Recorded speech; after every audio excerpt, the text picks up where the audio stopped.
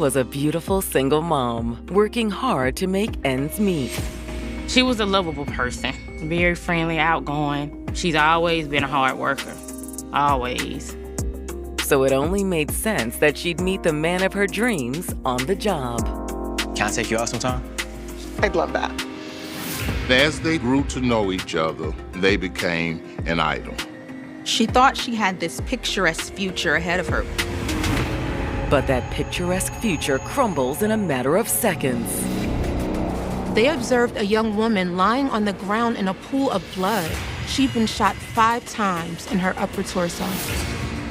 They observed a white male on the front porch. The house was completely ransacked. What initially appears to be a simple robbery gone wrong is anything but. This is where I need you to be honest with me. He was actually having an affair. I definitely felt like there was jealousy there. Hey, come listen to this. Both of them snakes. They trying to put it all on me. He told me he had killed someone. It is diabolical. Absolute malice, absolute deprivation. Yo, bro. Wanna hear a crazy story? She was definitely more than my best friend. She was more like my sister. No, stop. Who loves me like this? That's what Lord is worth. 4th, 2015, Warrenton, Georgia. It's a quiet Wednesday morning in this charming town situated 100 miles east of Atlanta. Warrenton, Georgia is between 5,000 and 6,000 population-wise. So it is a very, very small community. Does it have crimes there? Yes. Are crimes very prevalent there? No. Most people there are just good old calm country folks that go to work and come home and enjoy life. At 11 a.m., Warrenton resident Donnie Brock is driving past his cousin's home when something catches him off guard. As he approaches the home, he sees 2 men sprint across the street and get into a silver pickup truck before speeding off. But that's not all. He sees an individual lying motionless on the front porch of that residence. Oh my God. Donnie immediately calls his cousin, Sam Murphy, who owns the home. Yo. Man, I think there's a dead body on your front porch. What? Yo, call police. I'll be over there as soon as I can. Donnie hangs up with his cousin and makes the call to 911. Yes, hi. We need some assistance on Mitchell Road. When law enforcement arrived at the residence, they observed a white male on the front porch. He's laying in a pool of blood and looks to have several gunshot wounds. No pulse. It's clear he has succumbed to his injuries. There is no use trying to save him. Let's clear the home.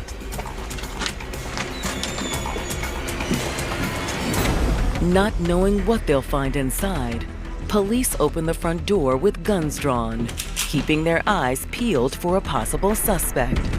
The house was completely ransacked. Items were completely turned upside down, drawers pulled out, stuff dumped on the floor. Someone or some people were going through drawers and flipping over the beds and like they were searching for something. And in the master bedroom, police realize they have a second victim on their hands. They observed a young woman lying on the ground in a pool of blood. She'd been shot 5 times in her upper torso.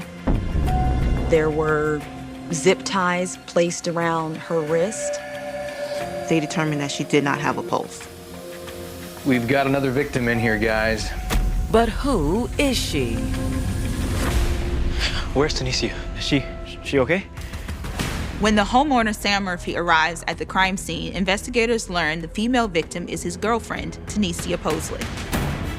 He's completely distraught. He says she was the love of his life. 28-year-old Tanisha Posley was the full package. She was beautiful and stood out because of her looks, but she also had this incredibly warm personality. She was a lovable person, Very friendly, outgoing, loved to do hair, loved kids, loved spending time with her nieces. She had a 9-year-old daughter that she had given birth to as a teenager, and that little girl was her whole world. She had her daughter in January of 2006, and she loved her daughter. They were very close. As a young single mom, Tanisha worked hard to provide for her daughter. She made the best of it by working at the dollar store, where everyone loved her. Have a good one. She's always been a hard worker, always. And it was at work in 2014 when Tanisha's beauty caught someone's eye. You find everything okay? Yeah, I did, thanks. How was your day? Good. Thanks for asking. His name was Sam Murphy. There was a definite attraction that neither of them could deny. Sam was also a single father. He had a 2-year-old child. And that stood out to her as someone who was responsible and loved their child. This may be a bit forward of me, but can I take you out sometime? I'd love that. As they talked and grew to know each other, that relationship ultimately became romantic, and they became an item. Tanisha saw Sam as someone who's established in life and could help provide for her and her daughter. He treated her right and treated her with respect. That's all that mattered to me. And she was happy. So when Sam asked her to move in with him at his home on the outskirts of Warrington, Tanisha was ecstatic. She thought she had this picturesque future ahead of her with Sam. They were a really, really nice couple. But now, instead of getting to enjoy their happily ever after, tragedy has struck, and Tanisha Posley has been found shot to death inside her and Sam's bedroom. The question now is, how did she end up dead inside of their residence? And Tanisha isn't the only victim at the crime scene. There's a man on the front porch who's also succumbed to several gunshot wounds. Police need to identify this second victim immediately.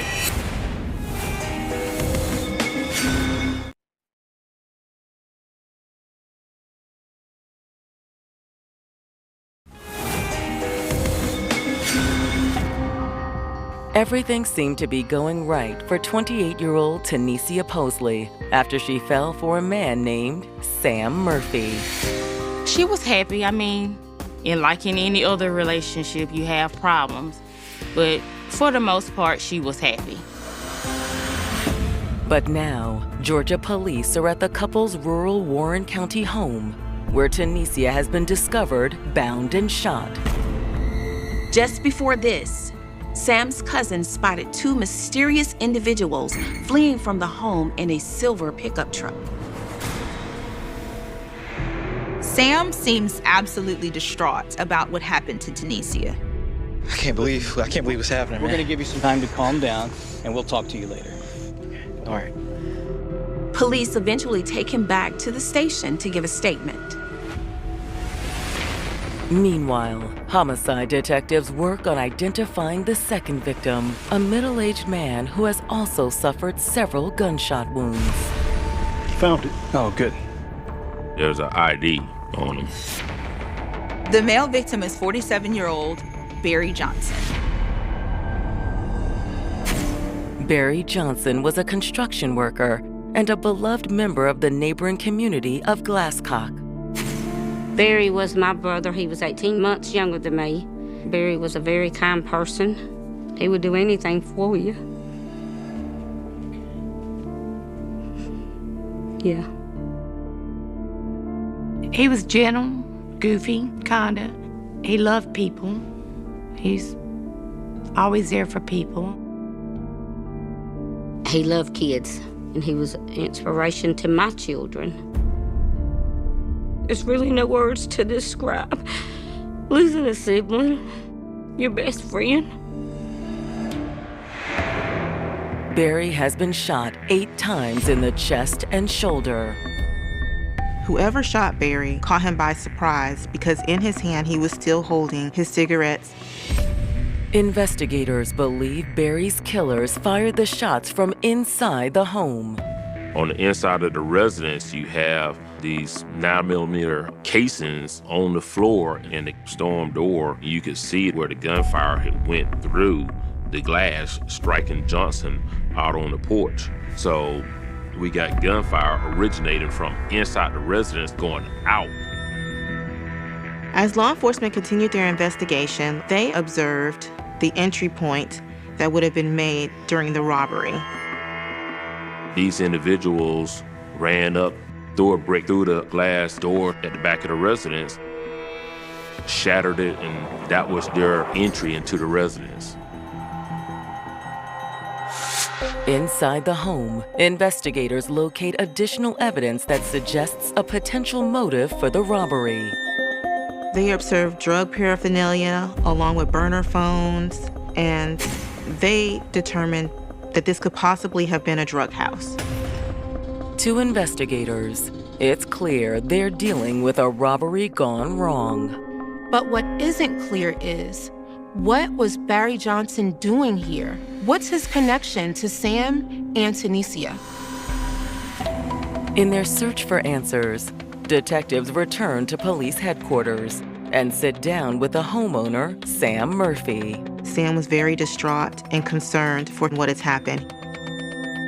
That girl, everybody know that girl. Everybody know her, man. That's why I can't see no other. Why they even do that, man? That's what we're trying to figure out. That was my lifeline. That girl was my lifeline. But she want everything. Financially, mentally, everything. Even though Sam is upset, detectives have some tough questions they need to ask him. All right, this is where I need you to be honest with me. Yep, I would too hard to tell you. Okay. Have you been selling dope? I'm sorry. All right. What do you sell? Marijuana? Nah, crack. During our interview with Sam Murphy, he admitted to us that he was a drug dealer and that he often dealt drugs from his residence, and it was not uncommon for people to come by his residence to purchase crack cocaine. So some people do know where you live then? Yeah, yes, no. I mean, about 3, 4, something. He did advise that he only sold to just a few close people to him. Which is where Barry Johnson comes in. What he told us was that's the reason Barry Johnson was at his residence to purchase crack cocaine.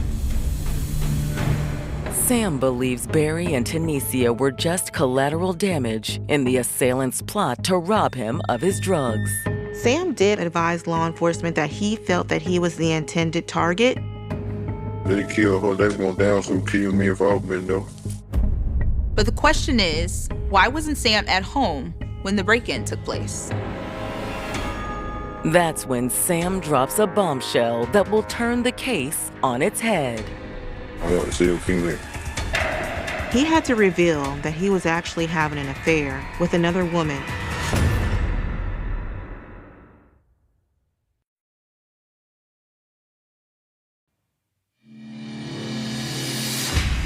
Investigators in Warren County, Georgia, are speaking with Sam Murphy about the robbery gone wrong that took the life of his girlfriend, Tanisha Posley, and another man named Barry Johnson. I started getting all these calls in Messenger, and people were saying, you know, is it true? Did Tanisha get killed? And I just remember just dropping my phone on the floor because I had no words. And I couldn't believe it because I just talked to her. It definitely left a void because she was definitely more than my best friend. She was more like my sister.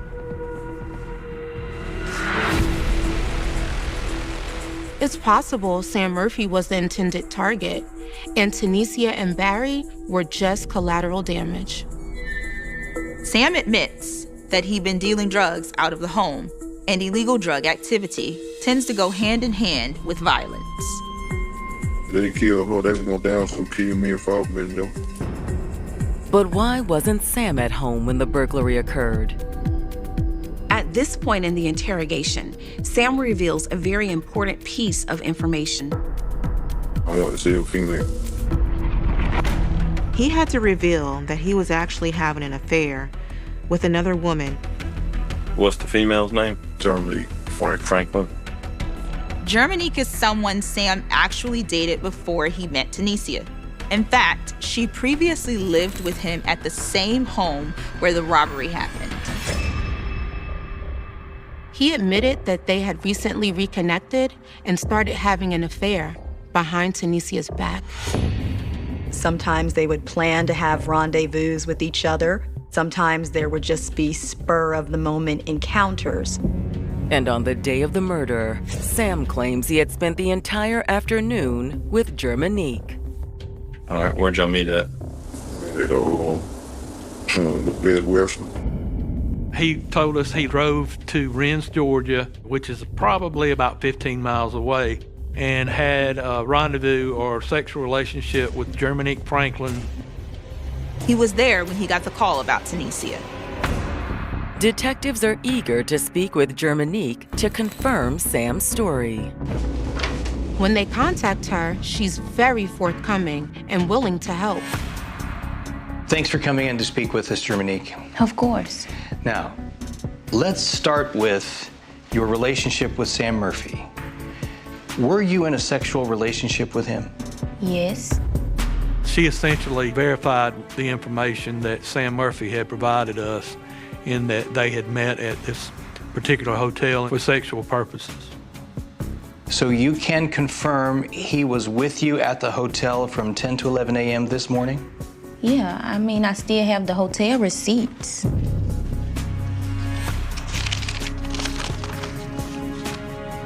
They're essentially able to confirm that Sam and Germanique were indeed at the hotel when the murders took place.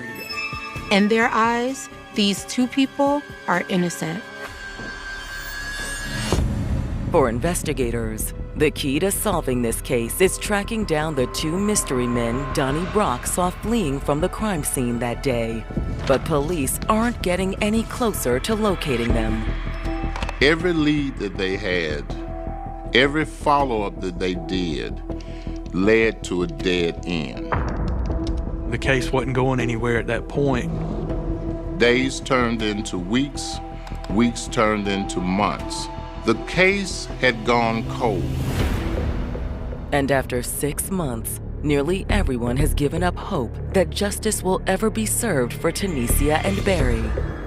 It was hard because the entire family and people that knew her, we were hurt. It was like I was in a nightmare, still in disbelief the whole time because you don't have closure. You don't know who it is yet. You don't know why they done it. You don't know anything.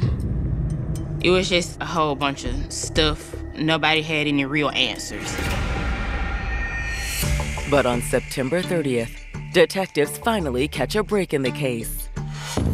I received a call from a defense attorney telling me that an individual by the name of Reggie Hines, who was incarcerated at the McDuffie County Jail in Thompson, Georgia, had information on the double homicide that occurred on Mitchell Road. We'll be right there. Thanks. We gotta go. Of course, I immediately traveled to the jail and I met with Reggie Hines. How you doing? All right, you making it all right? What? Inmate Hines informed the officers that he was bunkmates with an individual by the name of Eric Snyder. Y'all were in the same cell block, is that right? Same block? Yes. Reggie says a few days ago, Eric revealed some surprising information to him. Yo, bro, you want to hear a crazy story? According to Reggie, Eric told him that he was involved in the double homicide that took place on Mitchell Road.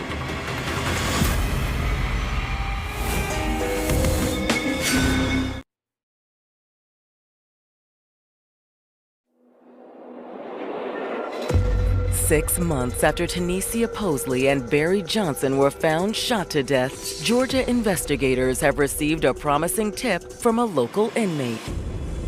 Reggie Hines told me that he had spoken with another inmate named Eric Snyder, who told him about the homicides in Warren County. Y'all were in the same cell block, is that right? Same block? Yes. And according to Reggie, Eric also named his co-conspirator. That was me and my friend Donovan.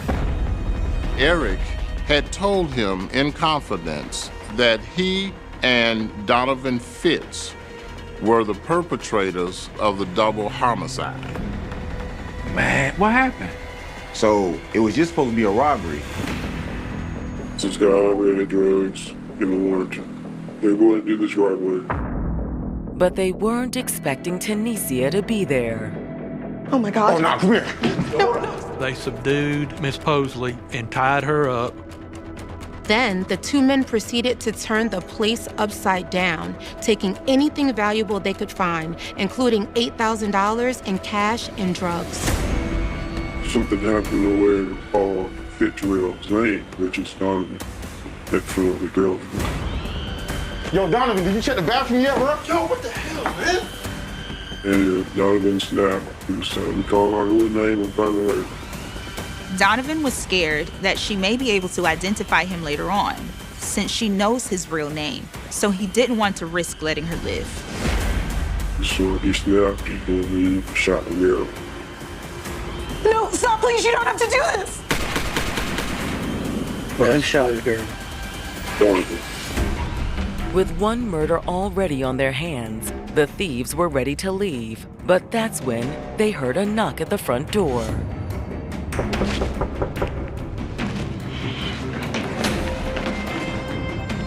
Who thought the neighbor was knocking on the door and I heard shots. But in reality, it wasn't the neighbor. It was Barry Johnson who was there to visit Sam. Sam! Barry! Everything okay in there?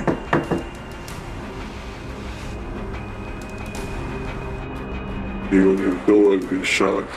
Never done. The investigators' suspicions are certainly piqued by what they're learning, but they'll need more than a jailhouse tip to make any sort of moves on Donovan and Eric. Good luck to you, man. And I appreciate what you told me.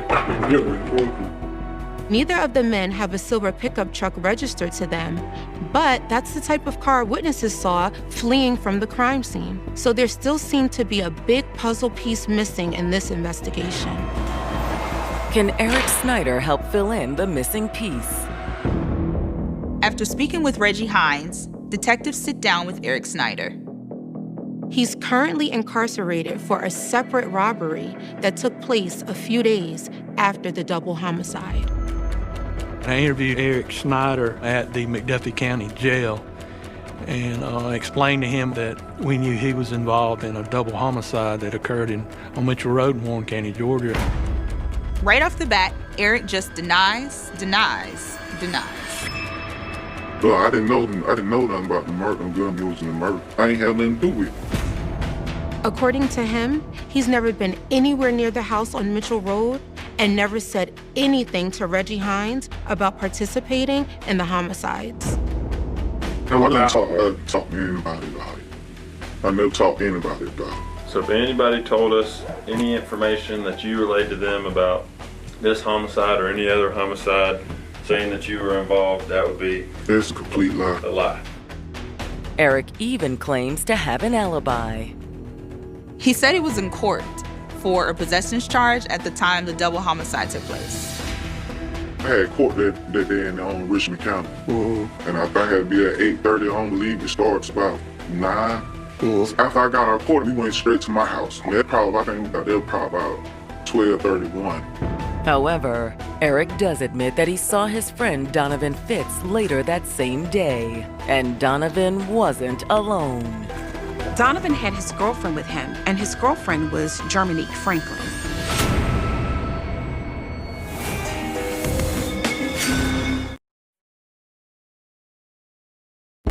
In September of 2015, Georgia investigators are speaking with murder suspect Eric Snyder.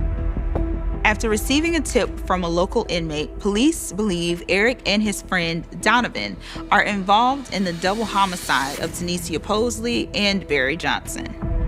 But Eric insists he's innocent. It's a complete lie. He quickly wanted to dispel the fact that he had anything to do with this murder. He claimed he was at a court hearing for an unrelated drug possession charge at the time the homicide took place. However, Eric admits that he and Donovan met up later that afternoon. Donovan came over to Eric's place with his girlfriend, Germanique Franklin. Investigators immediately recognize Germanique's name. Tanisha Posley's boyfriend, Sam Murphy, was admittedly having an affair with Germanique Franklin, and they were together at a local hotel when the homicide took place. But just like Sam, Germanique was in another relationship. This entire time, she's been in a relationship with Donovan Fitz, who is now a suspect in the murder of Sam's girlfriend. This seemed like more than just a coincidence. Eric tells detectives that when Donovan and Germanique arrived at his home, something immediately seemed off. They came to my house, I think it was about 2:30 maybe. He was sweating, looking kind of nervous, so I was like, what's going on? Hey, baby, go inside the house right quick. I'm talk to my homeboy about something. All right. Eric claims he never anticipated what Donovan said next. He said he had went to rob a house in Warrington, and he told me he had killed someone. Well, how many people were shot? He said it was 2 people. Okay, when Donovan told you what he had done, was she present? No, ma'am, she wasn't present. We was outside talking. She was in the house. Okay, so it was never any, all three of y'all discussing what happened. Eric claims that Donovan had committed these murders by himself. But investigators aren't going to just take his word for it. They still suspect that he was involved in the crime and was there with Donovan that morning. Back at the station, detectives take a closer look at Eric's alibi for the morning of March 4th. He told us that he, in fact, was in court in Richmond County Misdemeanor Court that morning and could not have been a part of that homicide. Well, I spoke with the attorney, and she said it was a situation where the attorneys stand up for their clients and say whether they're going to plead guilty or not guilty. And a lot of times the defendants don't show up. And there's really no way of knowing if Eric had actually showed up for court or not. Eric's alibi was not as ironclad as he claimed it to be. Investigators still had a lot of work to do in unraveling what really happened here. With Eric already behind bars on the unrelated crime, investigators move in on Donovan Fitz next.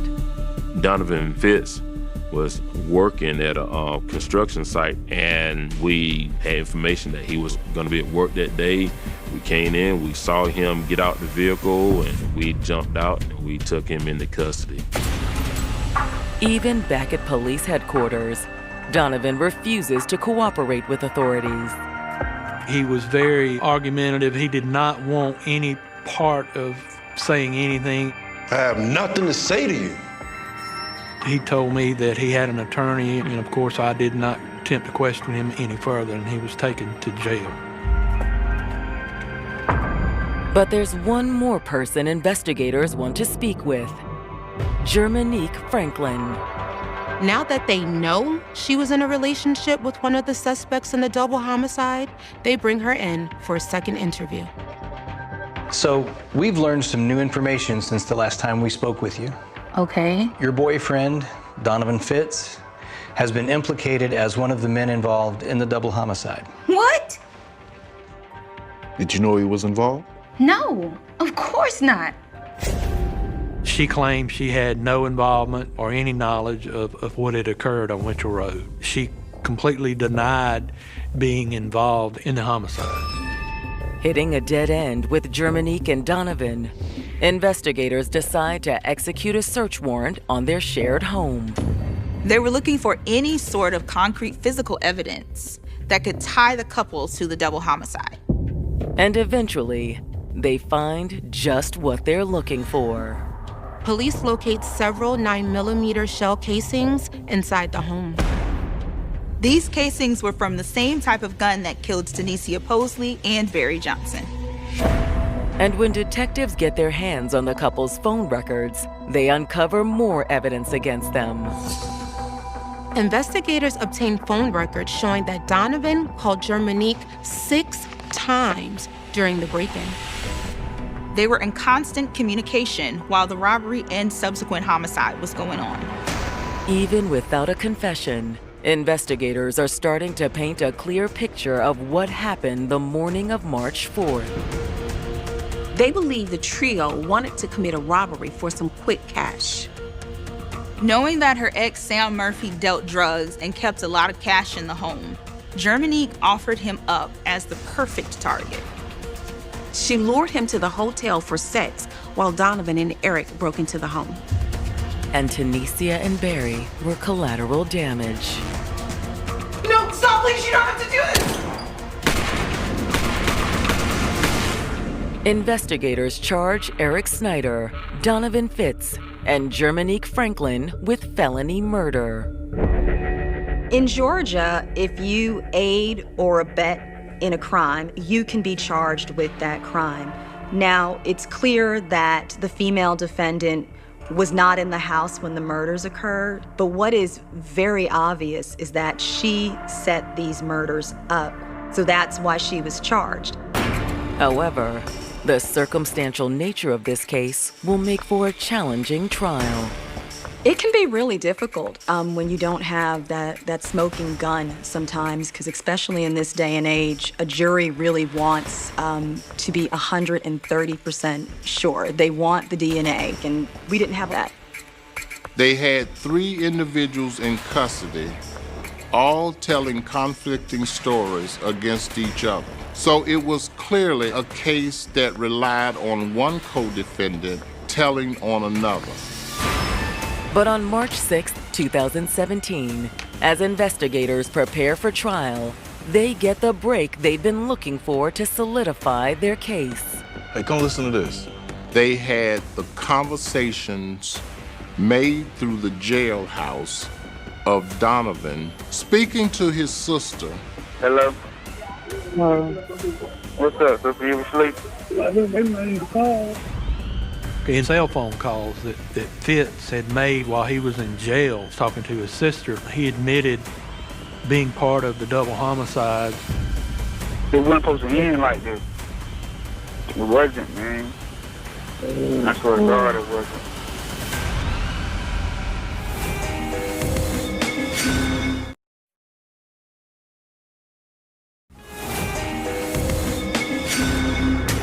Two years after the double homicide of Tanisha Posley and Barry Johnson, Georgia investigators have finally charged 3 alleged co-conspirators with the crime: Eric Snyder, Donovan Fitz, and his girlfriend, Germanique Franklin. Investigators were a little concerned going into the trial because of how circumstantial their case was. None of the defendants had actually confessed to their involvement. There really wasn't a smoking gun.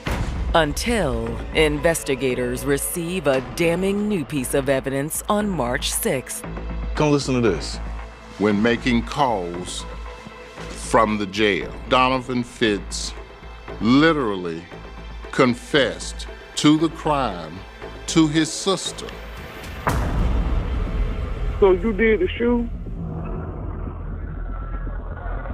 No, but I was there. I had a big part of it. Why did you do it? I needed money. I needed everything. I mean, I ain't worth that though, boo. I know, man. I know. I f***ed up. It wasn't supposed to go like that, man. It wasn't supposed to end like this, man. And he also talked about that they didn't intend to kill anyone and that it just happened. However, most damning of all is what Donovan says about his co-defendants, Eric Snyder and Germanique Franklin. Both of them snakes. Germanique trying to put it all on me, like I'm just a crazy boyfriend. She the one who told me about it, where his house was and everything. And everybody said she was a mastermind behind it. She was the one who did it. Like, she had something to do with it. Yeah. He had named Germanique Franklin as setting it up, knowing the residence, knowing the fact that there would be money and drugs at the residence. He claimed that it was Germanique's idea for them to go over there. We need to get this to the state attorney's office immediately. You bet we do. When the trio's murder trial gets underway in August 2017, prosecutors don't hold back. In the opening arguments, prosecutors contend that the crime organized by Germanique Franklin and committed by her boyfriend, Donovan Fitz, and his friend, Eric Snyder, was brutal beyond belief. Germanique knew exactly what she was doing. I believe that she may have thought that there was a possibility that Tanisha could have been inside of the home. For her, it wasn't just about the money, but there was a level of jealousy that the female defendant would have had to the new girlfriend. I just know from being a woman that, you know, when you have a good relationship with someone, you'll have other women out there that are jealous of what you have. You will have females, you know, that just want your life. So I kind of feel like, you know, she knew Tanisha, she knew what type of person she was. So I definitely felt like there was jealousy there. After Germanique lured Sam to the hotel for sex, Donovan and Eric made their move. They throw the brick through the glass door and go in. Before Tanisha had a chance to react, they tied her up with zip ties and left her helpless on the bedroom floor while they ransacked her home. The male defendants attempt to steal money, drugs, anything that they could find. But just as they were finishing up, they made a grave mistake. Yo, Donovan, did you check the bathroom, bro? Yo, man, what the hell, man? What? Donovan's real name had been used. And because of that, Donovan believed that he could not leave her alive. No, stop, please, you don't have to do this. She was shot 5 times. However, before the killers could make their escape, another witness showed up, Barry Johnson. Sam. He came to the house, perhaps to buy narcotics or to visit. He had no idea probably what was going on in the home, just really an innocent bystander. Barry was shot 8 times. After Barry was dead, the assailants collected a few more items from the home before fleeing in the silver pickup truck. They fled in a vehicle that they borrowed from a friend and never looked back. When the prosecution rests, they feel confident in their case. But the defense throws them a curveball no one sees coming. They decide to zero in on Eric Snyder's alibi, that he was in court for drug possession charges on the morning of the homicide. The defense subpoenas Eric's previous attorney to testify as to whether or not Eric was really in court when he said he was. She couldn't testify that he had been in court the day of the murders, but she was able to testify that she did not have in her notes that he wasn't there. To prosecutors, the alibi is flimsy either way. Court is not all day, and I think that still gave him the opportunity to commit the murders. However, the defense's strategy raises enough doubt in the minds of jurors. In a strange twist, Eric was found not guilty because his alibi of being in court could not be broken. However, the jury isn't as forgiving towards the other 2 defendants. The jury was able to find Donovan and Germanique guilty. They were both convicted of felony murder and sentenced to life in prison. After waiting over 2 years to see justice served, the victims' loved ones are disappointed that only 2 individuals are charged for a crime they believe was carried out by 3 co-conspirators. To doing something and then they're still out on the streets while he's not. He's gone. So I don't understand. I still to today don't understand how anybody could set up and do anything. It's just something that you have to learn to cope with and deal with as time passes, but it never gets easier. On the afternoon of February 12th, 1993, Thousands of people moved through the New Strand shopping center in Bootle as if it were just another ordinary Friday. Parents compared prices, children tugged gently at their mothers' sleeves, cash registers chimed with mechanical regularity, and conversations blended into the familiar rhythm of everyday life. Nothing about that winter afternoon suggested that it would become one of the darkest days in modern British criminal history. There was no warning hidden in the cold February air, no stranger whose face demanded attention, no dramatic moment that caused people to stop and stare. Instead, history unfolded quietly, almost invisibly, concealed inside moments so ordinary that no one recognized them until they were already gone. Some crimes announce themselves with violence that echoes across a city. Others begin with silence. This story belongs to the second kind. It begins not with a scream, not with flashing police lights, but with a small child standing beside his mother while she shopped for groceries. A little boy whose world stretched no farther than the reassuring reach of his mother's hand. A child who trusted every smile, who believed that adults always knew the way home, and who had not yet learned that danger sometimes wears the face of another child. That innocent belief would never survive the afternoon. The disappearance of 2-year-old James Patrick Bulger would become one of the most shocking criminal cases Britain had ever witnessed, not only because of the unimaginable loss suffered by his family, but because the truth waiting at the end of the investigation challenged one of society's deepest assumptions. For generations, people had been taught to warn children about dangerous adults, about strangers lurking in dark places, about people who looked suspicious. Very few imagined that the greatest threat in this case would come from 2 boys only 8 years older than the victim. When the investigation eventually uncovered their identities, disbelief spread faster than grief. 10 years old. The number seemed impossible. Newspapers repeated it again and again, television presenters spoke it with visible hesitation, and millions of viewers stared at their screens trying to reconcile 2 ideas that refused to coexist. Children were supposed to need protection. Children were not supposed to become the subject of a murder investigation. Yet reality ignored every expectation. The names Robert Thompson and John Venables would become permanently linked with one of the most disturbing questions ever asked inside the British justice system. What happens when those accused of committing an unthinkable crime are themselves children? But before the courtroom debates, before the psychological evaluations, before the endless media coverage that transformed the case into an international headline, there was only a family searching desperately for their missing son. For Denise Bulger, February 12th did not begin as a day she would remember forever.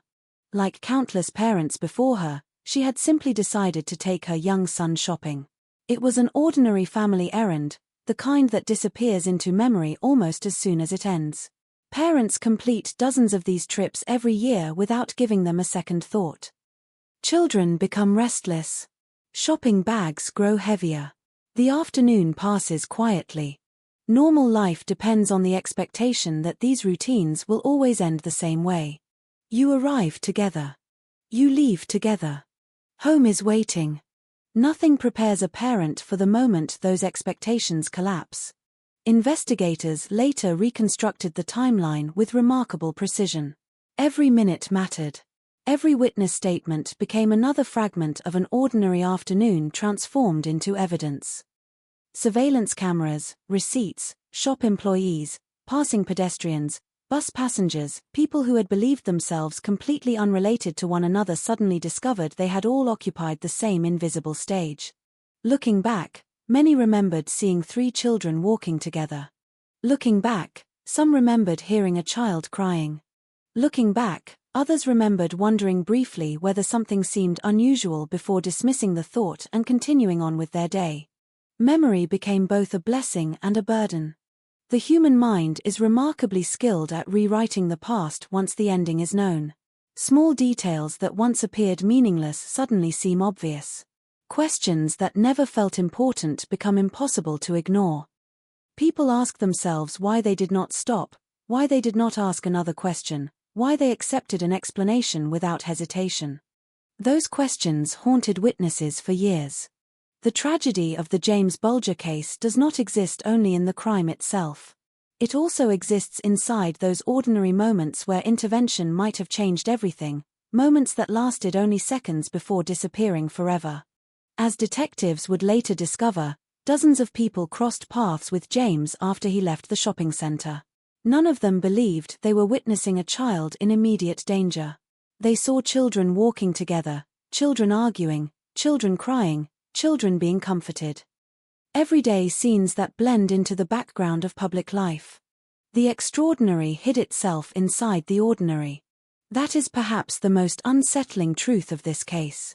There was no dramatic abduction in front of horrified crowds. There was no speeding vehicle. There was no masked offender waiting in the shadows. Instead, there was patience, conversation, movement, trust. A small child following two older boys through streets filled with people who had absolutely no reason to imagine they were watching the opening chapter of one of Britain's most infamous murder investigations. Years later, criminologists would study the case from every possible angle. Psychologists would debate childhood development, aggression, trauma, empathy, and accountability. Legal scholars would question whether the justice system was equipped to prosecute children for crimes of such gravity. Journalists would revisit the investigation repeatedly, searching for overlooked warning signs or missed opportunities. Every generation seemed compelled to ask the same impossible question. How could this happen? No single answer has ever satisfied everyone. Some pointed toward broken family environments. Others focused on behavioral disorders, emotional neglect, exposure to violence, or failures within social institutions. Some argued that society searched too desperately for one explanation because accepting randomness felt even more frightening. The truth is more complicated than any single theory. Human behavior rarely emerges from one cause alone, and the justice system itself acknowledged that understanding motive did not lessen responsibility or erase loss. Yet beyond every legal argument, every psychological report, and every newspaper headline stood one undeniable fact. A 2-year-old child never came home. That simple reality remained unchanged no matter how many experts debated the circumstances surrounding the case. As the investigation unfolded, detectives found themselves confronting an uncomfortable challenge unlike any they had previously experienced. Their evidence was leading them toward suspects who, under ordinary circumstances, would have been viewed only as vulnerable children. Every interview required special procedures. Every decision carried enormous ethical weight.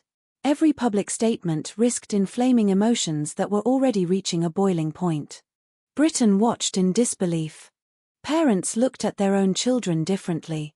Schools struggled to answer difficult questions from frightened students. Communities wondered whether innocence itself had become more fragile than anyone had imagined. Even decades later, the murder of James Bulger continues to provoke intense discussion because it sits at the intersection of childhood, violence, justice, and morality.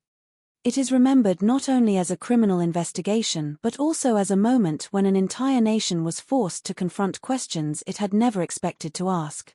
Questions about responsibility, about compassion, about punishment, about whether evil is something people are born with, something they learn, or something far more complicated than either explanation allows. This is not simply the story of a murder investigation.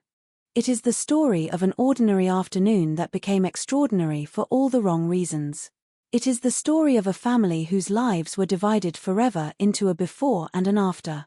It is the story of detectives piecing together fragments of truth, hidden inside hundreds of ordinary moments.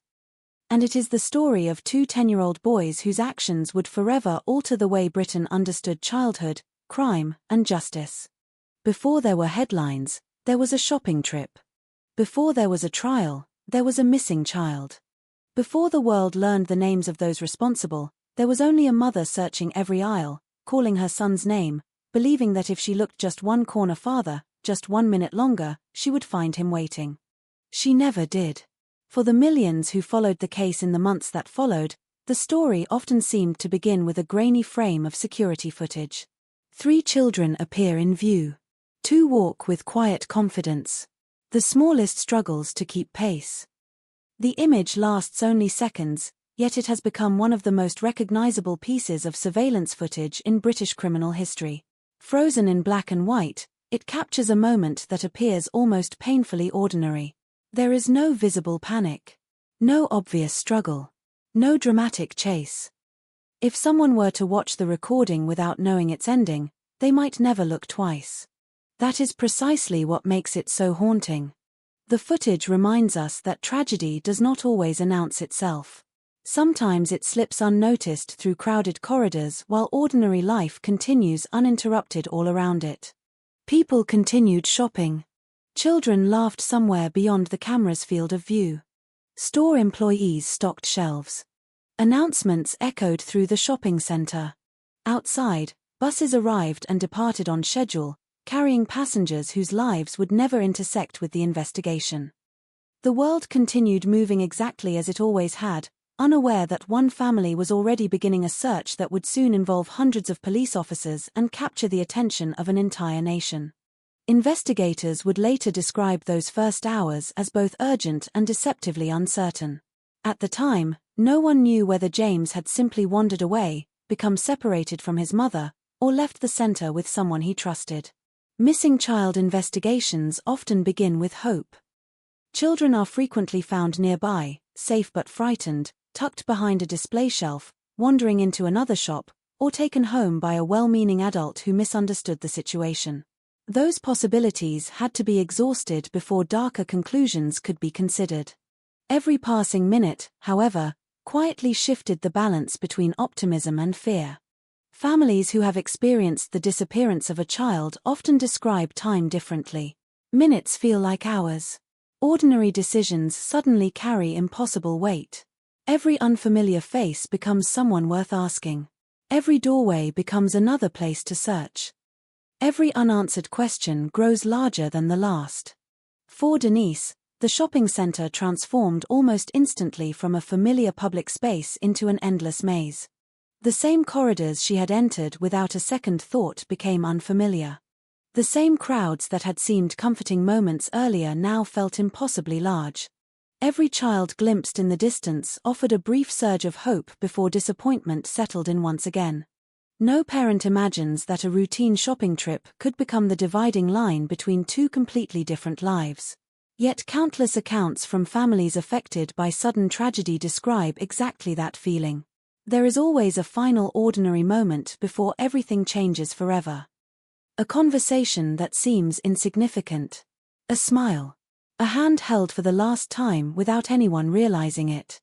Those moments become permanent in memory precisely because no one recognized their importance while they were happening. As detectives expanded their search, another reality slowly emerged. James had not simply vanished without leaving traces. He had been seen. Again and again. Witnesses remembered a toddler walking alongside two older boys. Some recalled hearing him cry. Others remembered one of the older children reassuring curious adults that everything was fine, explaining that the younger boy was a brother or that they were taking him home. At the time, those explanations sounded plausible enough to satisfy passing concern. In hindsight, they became some of the most painful witness statements in the entire investigation. The case would later be examined in police academies and criminology courses as an example of how normal social expectations influence human behavior. Most people do not assume that children present a serious threat to other children. Adults are conditioned to be cautious around suspicious adults, not around groups of young boys walking together through a busy town center. That deeply ingrained assumption shaped countless split-second judgments made by witnesses that afternoon. It was not indifference. It was familiarity. The scene fit neatly into everyone's understanding of what ordinary life looked like. The extraordinary remained invisible. When the investigation eventually revealed who had accompanied James out of the shopping center, public disbelief extended far beyond the crime itself. It challenged something more fundamental, the confidence people place in appearances. If two 10-year-old boys could move unnoticed through crowded streets with a missing toddler, then perhaps certainty about who looks dangerous had never been as reliable as society wanted to believe. The shock that followed would ripple across Britain. Newspapers devoted front pages to the investigation for weeks. Television bulletins opened with updates. Conversations unfolded in kitchens, workplaces, classrooms, and pubs. Parents held their children's hands a little tighter while walking through shopping centers. Schools found themselves discussing personal safety in ways that had rarely seemed necessary before. Communities struggled to process not only what had happened but what it seemed to say about childhood itself. Yet beneath the national attention remained one family whose grief existed far beyond headlines and public debate. For them, this was never an abstract discussion about criminal justice or child psychology. It was about James. A little boy with favorite toys, familiar routines, and a future that had barely begun. As this story unfolds, it is important to remember that the investigation, the courtroom arguments, and the public controversy all began with that simple human reality. Before the legal questions, before the media coverage, before the history books, there was a child whose absence was felt first by the people who loved him most. Everything that followed would grow from that loss, shaping not only one criminal case but an enduring conversation about justice, responsibility, and the limits of society's understanding of childhood. In the chapters ahead, the ordinary details of that February afternoon will slowly give way to one of the most complex and unsettling investigations modern Britain had ever faced. There are cases that fade with time, gradually becoming little more than archived court files and forgotten newspaper clippings. Then there are cases that refuse to disappear. They resurface every few years, not because new evidence has emerged, but because the questions they left behind have never truly been answered. The murder of James Bulger belongs unmistakably to the second category. More than 3 decades have passed since that February afternoon, yet the case continues to occupy a unique place in Britain's collective memory. It is remembered not simply for what happened, but for what it forced an entire nation to confront about innocence, accountability, fear, and the uncomfortable realization that evil cannot always be recognized by age alone. Even today, mention the name James Bulger anywhere in the United Kingdom, and the reaction is often immediate. Some remember exactly where they were when they first heard the news. Others remember the haunting image captured by the shopping center's security camera. Police officers who worked the investigation have spoken years later about the emotional weight of the case, admitting that despite long careers filled with violence and tragedy, this was one investigation they could never entirely leave behind. Journalists who covered the trial would later describe the atmosphere as unlike anything they had experienced before or since. Court officials, psychologists, and legal experts all found themselves navigating territory that had almost no precedent in modern British history. Yet for all the attention the case has received, it remains remarkably resistant to simple explanations. People often search for one defining moment, one obvious warning sign, or one event that can neatly explain how such a tragedy became possible. Human nature prefers stories with clear beginnings and understandable endings. We want causes that produce predictable effects because they offer reassurance that similar tragedies can be prevented. But some cases resist that comfort. They are built not from one catastrophic decision but from dozens of ordinary moments, each seemingly insignificant on its own, each leading quietly to the next until the outcome becomes irreversible. This was one of those cases. There was no single alarm that everyone ignored. No obvious opportunity that guaranteed a different ending. Instead, there was a chain of moments, each lasting only seconds, each involving people who believed they were witnessing nothing more than ordinary life unfolding before them. Perhaps that is why the story continues to endure. It reminds us that history is rarely shaped only by dramatic events. Sometimes it is shaped by hesitation, by assumptions, by the quiet confidence that someone else surely understands the situation better than we do. Those assumptions are woven into everyday life because, most of the time, they are correct. Most children walking through shopping centers are exactly who they appear to be. Most parents who briefly lose sight of a toddler find them a few moments later. Most strangers who reassure concerned passers-by are telling the truth. On February 12, 1993, those ordinary assumptions failed. The consequences would echo far beyond the city of Liverpool. In the weeks ahead, detectives would assemble thousands of pieces of evidence. Witnesses would replay fading memories again and again, hoping to recall one forgotten detail.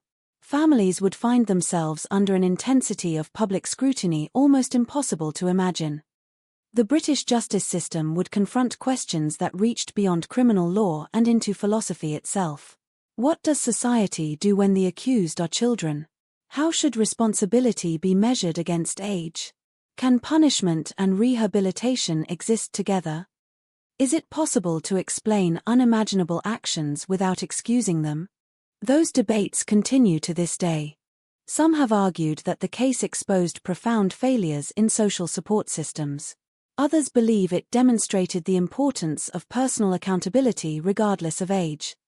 Psychologists have examined developmental histories, behavioral patterns, childhood trauma, and emotional development in an effort to understand, not justify, but understand how events unfolded as they did.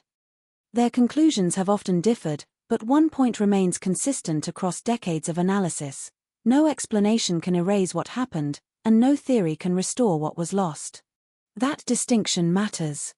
True crime, at its best, is not about transforming suffering into spectacle. It is about understanding the circumstances that allowed tragedy to occur, documenting the pursuit of truth, and remembering the people whose lives were forever changed. Every investigation is ultimately a story about human beings, about families searching for answers, detectives pursuing evidence, witnesses wrestling with memory, and communities trying to make sense of events that seem to defy reason. This story demands that same approach. As we move forward, we will follow the investigation as it unfolded, not with the certainty of hindsight, but through the eyes of the people living those uncertain hours. We will examine the decisions investigators faced, the evidence that gradually emerged, and the extraordinary legal challenges that followed. We will also pause to understand the social climate of early 1990s Britain, because crimes never occur in isolation. They unfold within families, neighborhoods, institutions, and cultures that shape every person involved.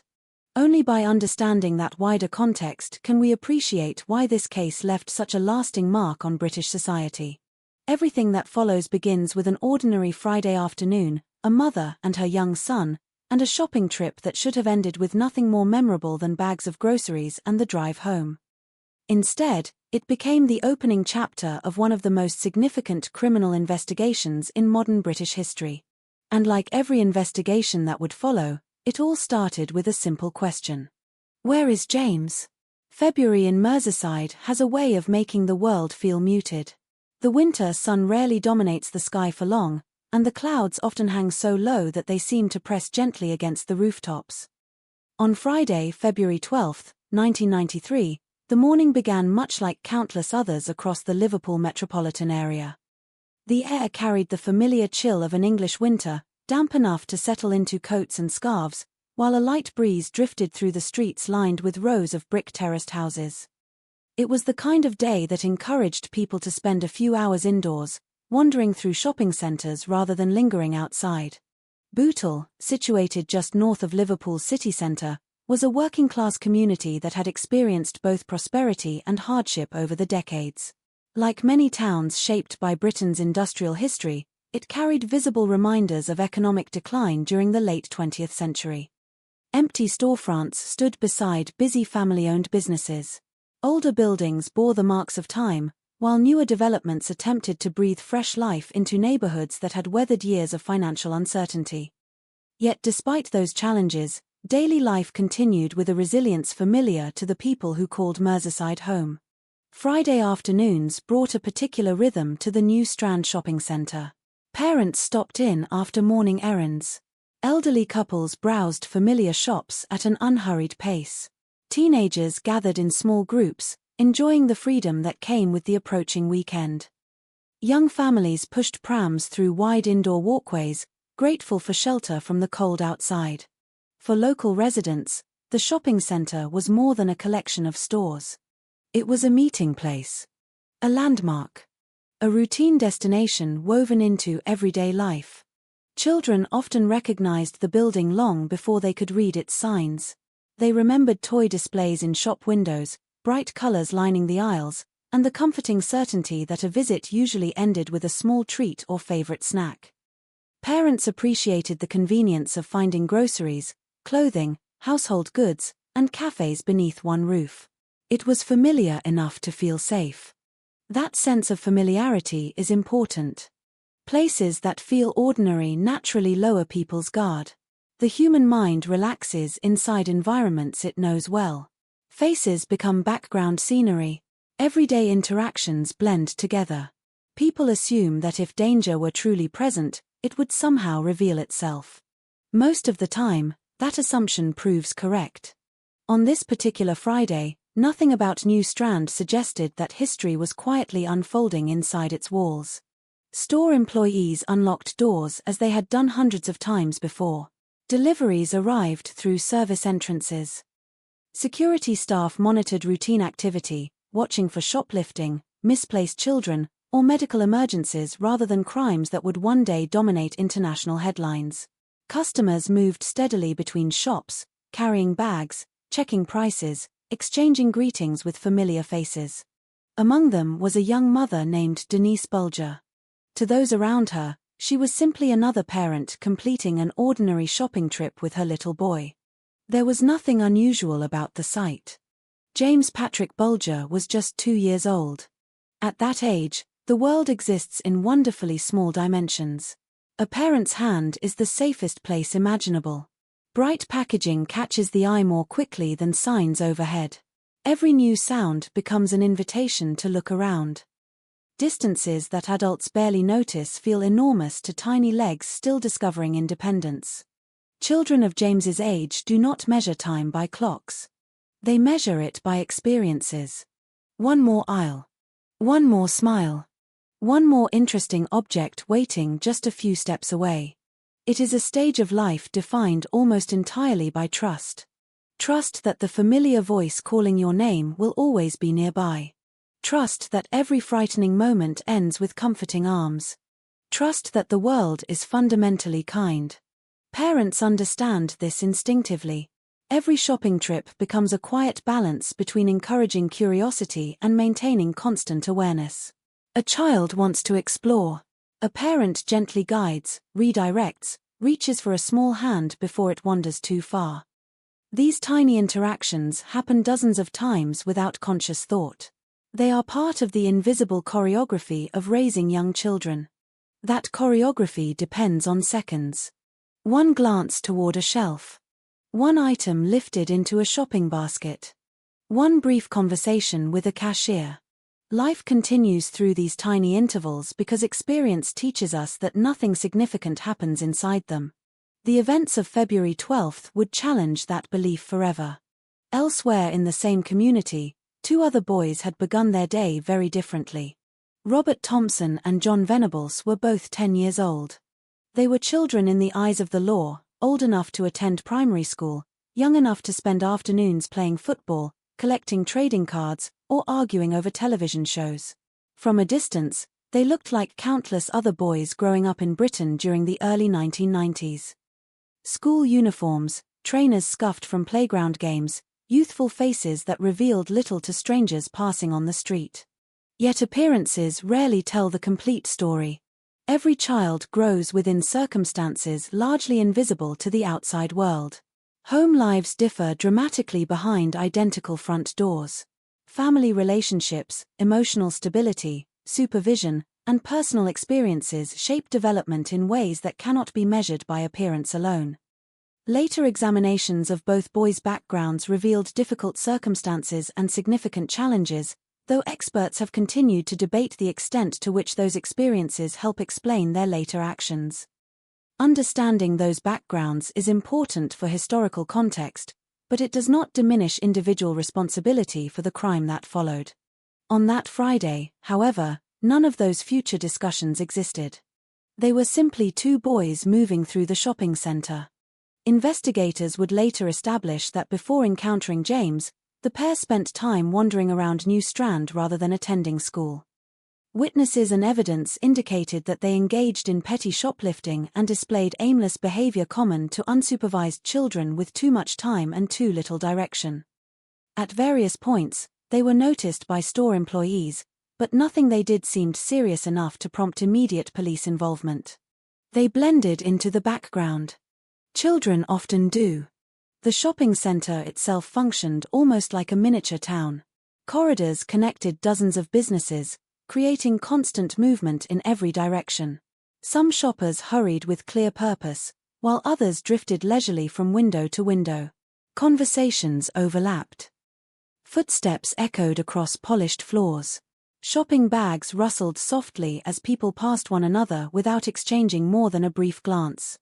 Within crowds, anonymity becomes surprisingly easy. Most people notice only what directly concerns them. A mother focuses on her child. A cashier concentrates on the next customer. A cleaner watches the floor ahead. A security guard scans for obvious disturbances. Each person sees only a fragment of the larger picture. No one possesses the complete story. That ordinary limitation of human perception would become one of the defining themes of the investigation. Detectives later discovered that many witnesses had observed small pieces of the day's events. Individually, those observations appeared insignificant. Together, they formed a remarkably detailed timeline that would eventually guide investigators toward the truth. But that reconstruction belonged to the future. For now, February 12th still felt like any other winter afternoon. The clock continued to move forward with complete indifference. Customers entered and exited stores. Children laughed. Parents negotiated over sweets and toys. Outside, traffic flowed steadily through Bootle's streets as buses carried passengers toward home before the evening rush. Nothing in the atmosphere suggested that within a matter of minutes, an ordinary shopping trip would become one of the most closely examined timelines in British criminal history. The setting was ordinary. The people appeared ordinary. And that quiet ordinariness is precisely what makes the story so enduring.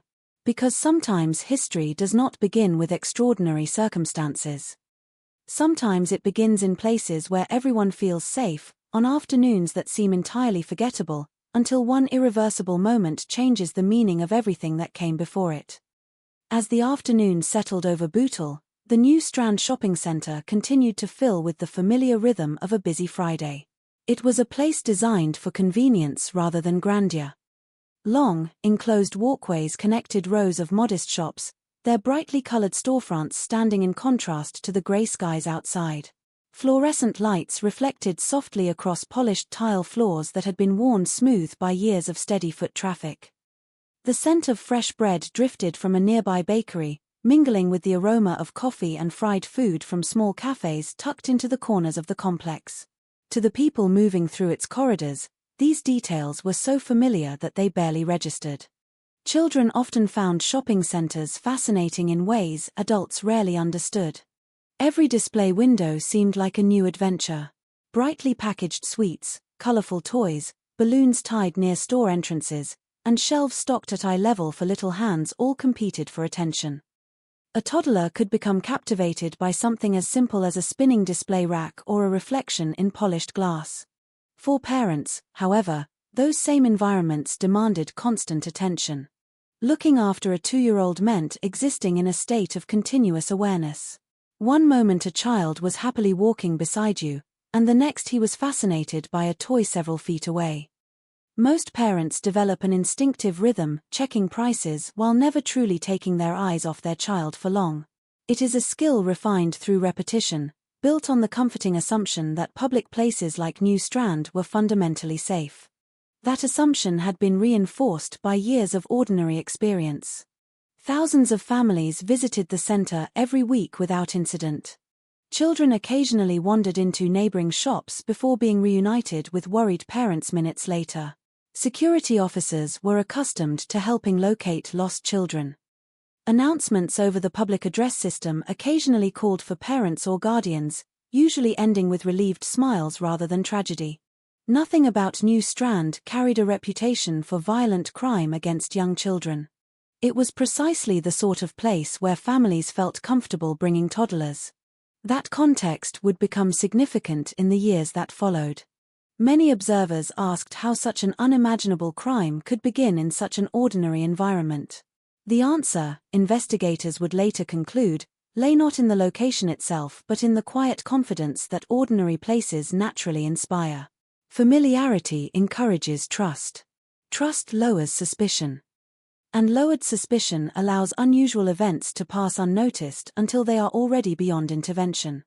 Outside the shopping center, Bootle reflected the social realities of early 1990s Britain. The community had endured years of economic uncertainty following the decline of traditional industries that had once supported generations of local families. Unemployment remained a challenge in many neighborhoods. Some housing estates struggled with poverty, while schools and social services worked under increasing pressure to support families facing difficult circumstances. Yet reducing the community to statistics would paint an incomplete picture. Bootle was also a place where neighbors knew one another. Children played football in narrow streets until the daylight faded. Grandparents walked grandchildren to local parks. Shopkeepers greeted regular customers by name. Like countless working-class communities across Britain, it possessed a quiet resilience built upon familiarity and shared experience. It was within this environment that both James Bulger and the two boys who would later be convicted of his murder were growing up. Although their lives would intersect for only a matter of hours, each child entered that day carrying experiences invisible to everyone around them. James's world was wonderfully uncomplicated. At 2 years old, daily life revolved around family, favorite toys, familiar bedtime routines, and simple discoveries that adults often overlook. The world remained a place of endless curiosity rather than caution. Every smiling face represented a potential friend. Every outing promised something new to explore. Robert Thompson and John Venables, by contrast, were already approaching adolescence. 10-year-olds occupy an unusual stage of childhood. They seek independence while still lacking emotional maturity. They imitate adulthood without fully understanding its consequences. They are capable of planning simple actions yet often struggle to appreciate long-term outcomes. Modern developmental psychology recognizes this period as one of significant emotional and cognitive change, though each child progresses differently depending on temperament, family environment, education, and life experiences. Later investigations into both boys' backgrounds revealed difficult personal circumstances that became the subject of extensive discussion among psychologists, social workers, and legal experts. Those circumstances formed part of the broader context considered during legal proceedings and subsequent public debate. At the same time, the courts ultimately concluded that those factors did not remove criminal responsibility for their actions. That distinction remains central to understanding the case. Context can help explain behavior. It does not excuse it. Long before detectives pieced together the events of February 12, the afternoon continued unfolding with remarkable normality. Shoppers moved from one store to another carrying bags that grew heavier with each purchase. Employees chatted briefly between customers. Children complained about being tired or hungry. The sounds inside the shopping center rose and fell in familiar waves, creating the comforting background noise of ordinary public life. No one realized they were sharing space with individuals whose names would soon appear on newspaper front pages across the world. No one imagined that security cameras quietly recording routine activity would preserve evidence studied by investigators, journalists, criminologists, and historians for decades to come. Technology in 1993 was very different from today. Closed-circuit television systems were becoming increasingly common in shopping centers, but image quality remained limited. Cameras recorded continuously onto videotapes that were rarely reviewed unless a theft or disturbance occurred. Their purpose was deterrence as much as documentation. Few people entering New Strand that day gave any thought to the cameras mounted high above the walkways. Ironically, one of those cameras would capture a sequence lasting only a few seconds that would later become one of the most analyzed pieces of surveillance footage in British legal history. Not because it showed violence. It did not. Not because it revealed obvious criminal behavior. It did not. Instead, it documented something profoundly ordinary. 3 children leaving a shopping center together. Nothing more. Nothing less. The significance of that brief recording would only become apparent after investigators painstakingly reconstructed the timeline of James's disappearance. By then, every frame had acquired immense importance. Detectives examined body language, walking pace, clothing, direction of travel, and countless other details that had gone unnoticed by everyone present that afternoon. It is often said that investigations are built upon evidence. Just as often, they are built upon ordinary moments whose importance becomes visible only in hindsight. The setting of this story matters because it reminds us how easily extraordinary events can emerge from completely ordinary places. There was no isolated alleyway hidden from public view, no abandoned building far from witnesses, no dramatic storm that emptied the streets. The opening chapter unfolded in one of the busiest public spaces in the community, surrounded by people carrying on with their everyday lives. That contradiction would haunt the investigation from beginning to end. How could something so devastating begin in a place filled with families? How could so many people unknowingly become witnesses to history without recognizing it? Those questions would shape not only the police investigation but also the national conversation that followed. In the years ahead, Britain would debate surveillance, child safety, public awareness, juvenile justice, and the responsibilities shared by communities. Yet on that winter afternoon, none of those debates had begun. There was only another busy Friday in Bootle. Another ordinary shopping trip. Another afternoon that seemed destined to disappear into memory like every other until the moment it didn't. By early afternoon, the pace inside New Strand had settled into the familiar rhythm that local shoppers knew well. The lunchtime rush had begun to ease, but the corridors were still comfortably busy. Mothers pushed prams past clothing stores displaying end-of-season sales. Elderly couples paused outside shop windows, discussing prices before deciding whether to step inside. Teenagers wandered in small groups, laughing over jokes that only they seemed to understand. Somewhere in the distance, a cashier greeted another customer with the same polite smile she had offered dozens of times that day. It was the kind of afternoon that leaves almost no trace in memory. If someone had asked any of those shoppers a week earlier to describe a typical Friday at New Strand, they might have painted almost exactly the same picture. There was comfort in that predictability. The shopping center represented routine, and routine has a quiet way of convincing people that tomorrow will look very much like today. No one entering those automatic doors expected to become part of a story that would still be discussed more than 30 years later. Looking back now, with the benefit of decades of investigation and historical perspective, it is tempting to search the setting for hidden warnings. To imagine darker shadows in familiar hallways or uneasy expressions on faces captured in old photographs. But history rarely works that way. The environment itself offered no clue that it was about to become one of the most scrutinized locations in British criminal history. Everything appeared ordinary because, for almost everyone present, it truly was. That is one of the most difficult truths to accept about tragedies like this. Life does not pause before irreversible moments. The world does not become quieter. People do not suddenly sense that history is approaching. Instead, ordinary life continues uninterrupted, and only later do we realize that everything changed while no one was looking. For detectives, understanding that ordinary environment would become essential. They would spend months reconstructing not only where people had walked but how the shopping center functioned on a normal day. Which entrances were busiest? Where did families typically stop? Which corridors offered the greatest visibility? How long would it take someone to move from one end of the complex to the other? Every answer helped investigators understand how events unfolded without immediately attracting attention. The reconstruction became almost architectural in its precision. Every shop, every corridor, every doorway, every security camera. Each detail added another layer to a timeline that investigators hoped would eventually reveal the truth. Yet despite all that careful analysis, one conclusion remained remarkably simple. Nothing about the location itself caused the tragedy. The shopping center was neither unusually dangerous nor poorly supervised by the standards of its time. It was a place where thousands of families had safely shopped for years. The significance of New Strand lies not in its uniqueness but in its familiarity. It represented the kind of place where parents believed they could safely introduce young children to the wider world beyond home. That belief would be profoundly shaken. The events of February 12 changed more than one family's life. They changed the emotional relationship many British parents had with public spaces.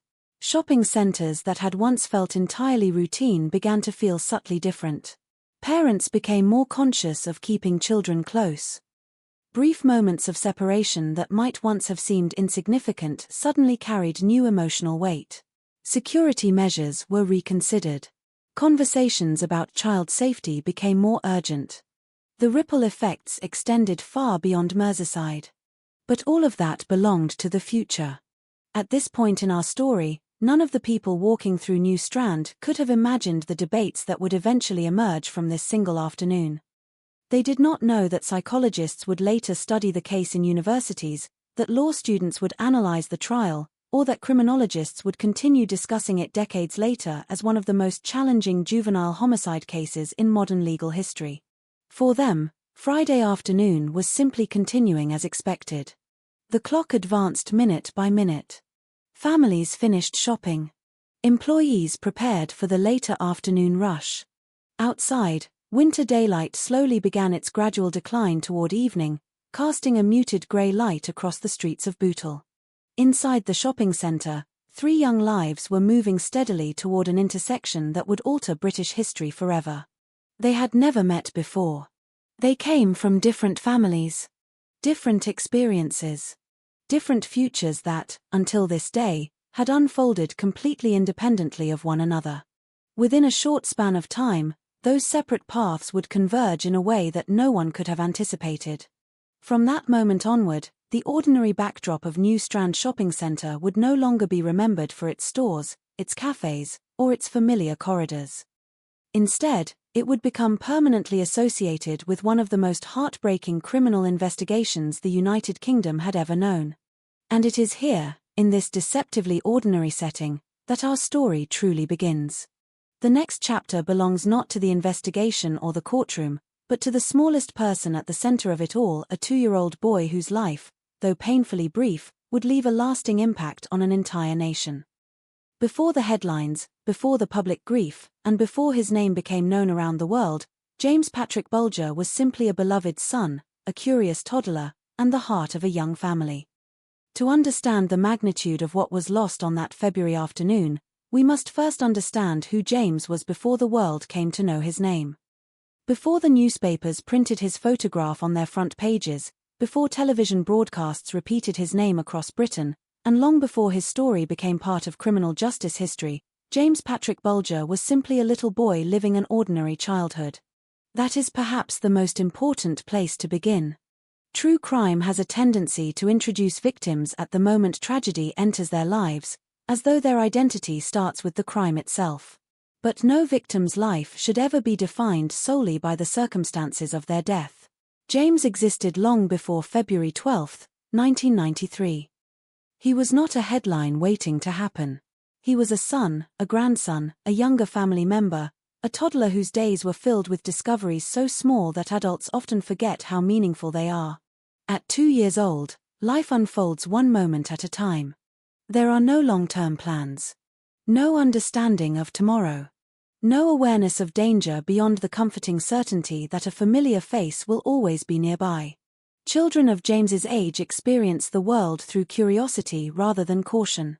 Every puddle deserves investigation. Every passing dog invites excitement. Every brightly colored package on a supermarket shelf seems infinitely more interesting than the shopping list clutched in a parent's hand. It is a stage of life built almost entirely upon trust. Trust in the adults who lift you into your car seat. Trust in the hands that help you cross a road. Trust in the voice that calls your name from across a room. James was growing up in a family where those simple routines formed the rhythm of everyday life. Home was a place of familiar voices, familiar smells, and familiar comforts.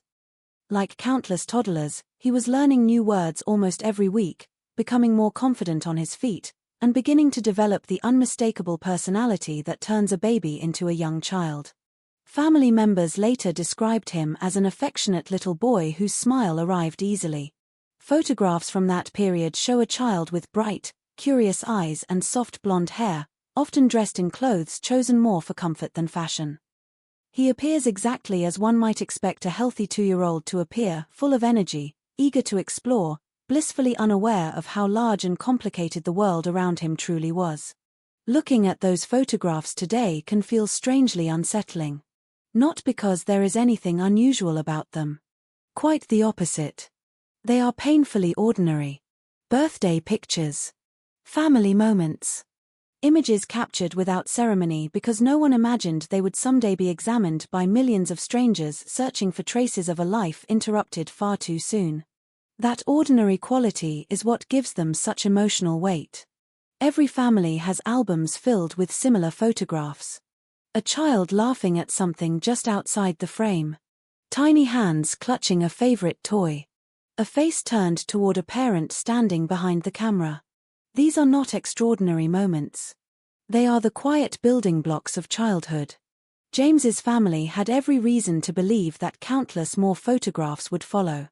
More birthdays. The first day of school. Family holidays. Christmas mornings. Small achievements that seem insignificant while they happen but become treasured memories over the course of a lifetime. Like every parent, Denise could not possibly know which moments would later become irreplaceable.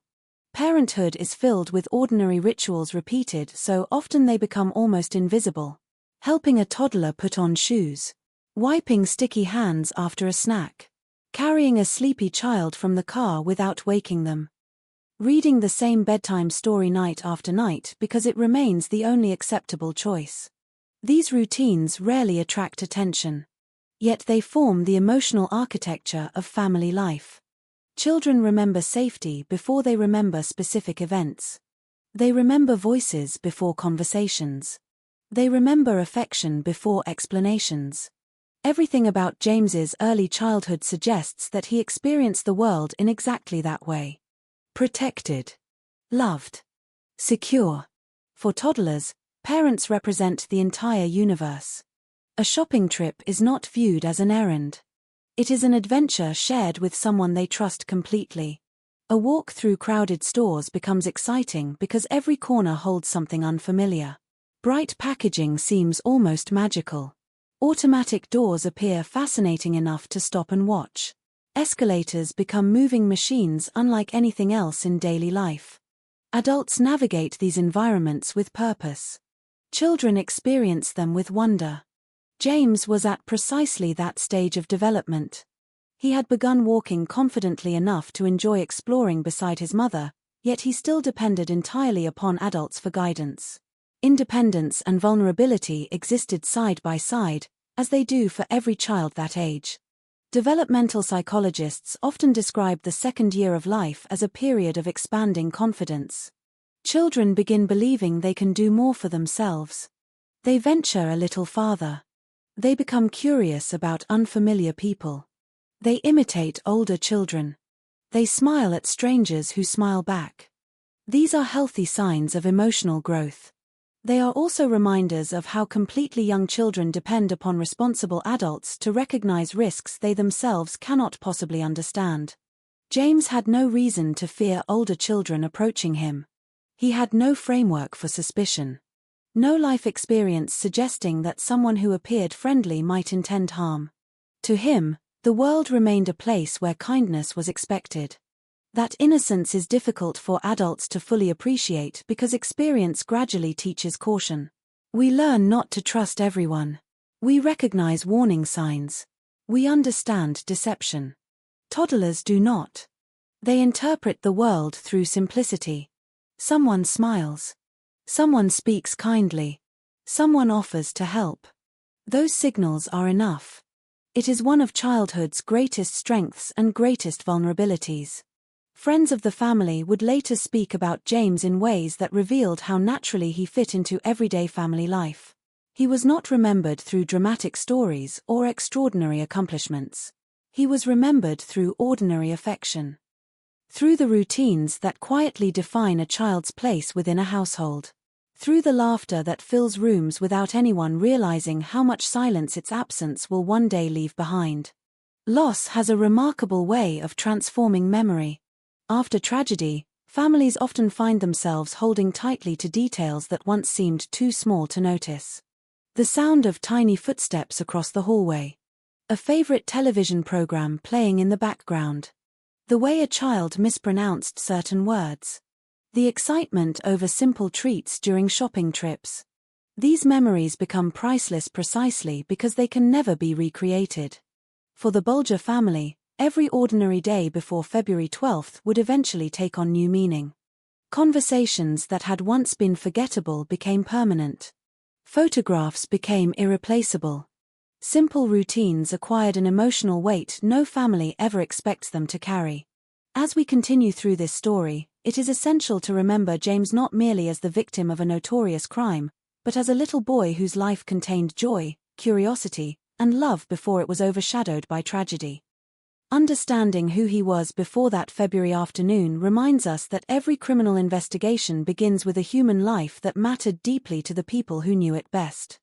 Before the detectives. Before the evidence. Before the courtroom. There was simply James, a 2-year-old child growing up in a loving family, unaware that an ordinary Friday would become the final chapter of a life that had only just begun. A child's life is measured differently from an adult's.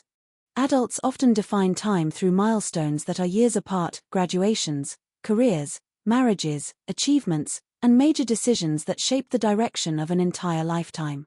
For a 2-year-old child like James Bulger, time moved through much smaller moments. A new word learned. A favorite food discovered. A game played repeatedly because it never stopped being funny. A familiar face appearing at the doorway after only a few minutes away. Childhood is built from these tiny experiences. They seem ordinary while they happen, but they are the very moments that create a person's earliest understanding of the world. James was at an age where every day represented a small step toward independence. He was no longer an infant entirely dependent on others for every movement.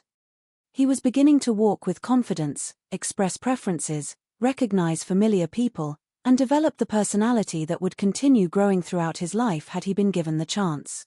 Toddlers are explorers by nature. They want to touch objects they have never seen before.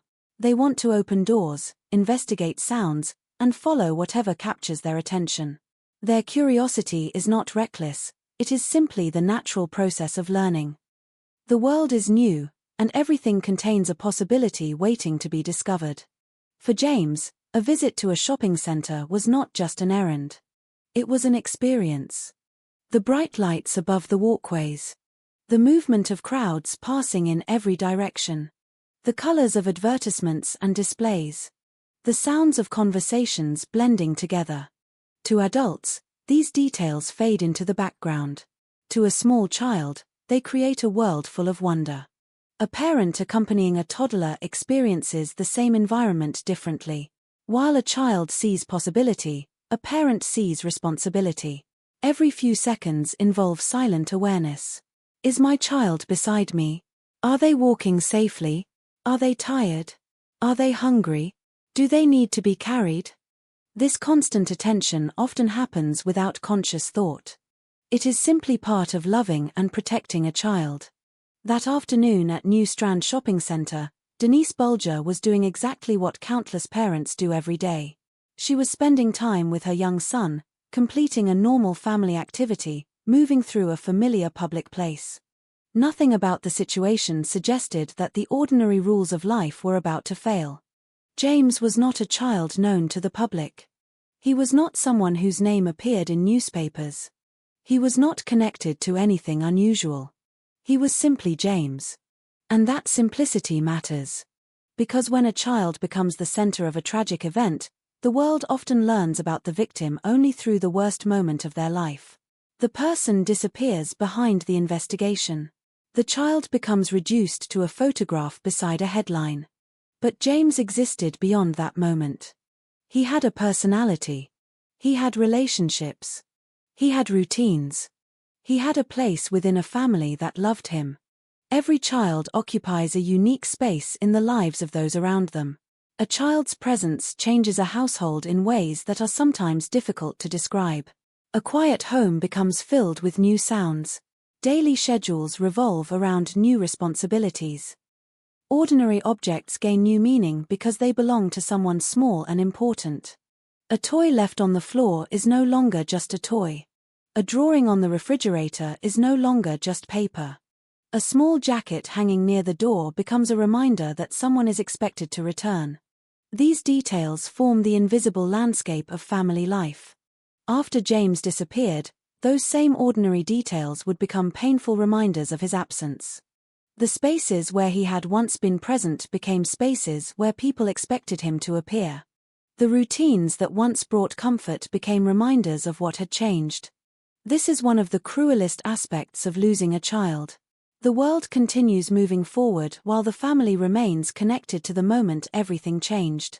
The calendar advances. Seasons change. People continue with their daily lives. Yet inside the family, the absence of one small person can make ordinary time feel completely different. For Denise and her family, James was not a symbol. He was not a case number. He was their son.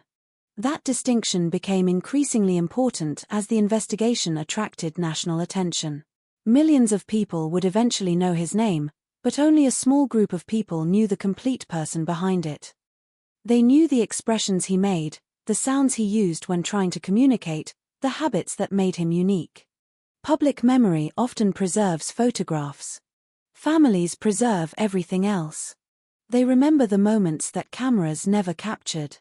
The quiet mornings. The playful afternoons. The unexpected laughter. The small frustrations that are part of raising any child. These memories are what make a person real. And they are especially important in cases where the victim cannot speak for themselves.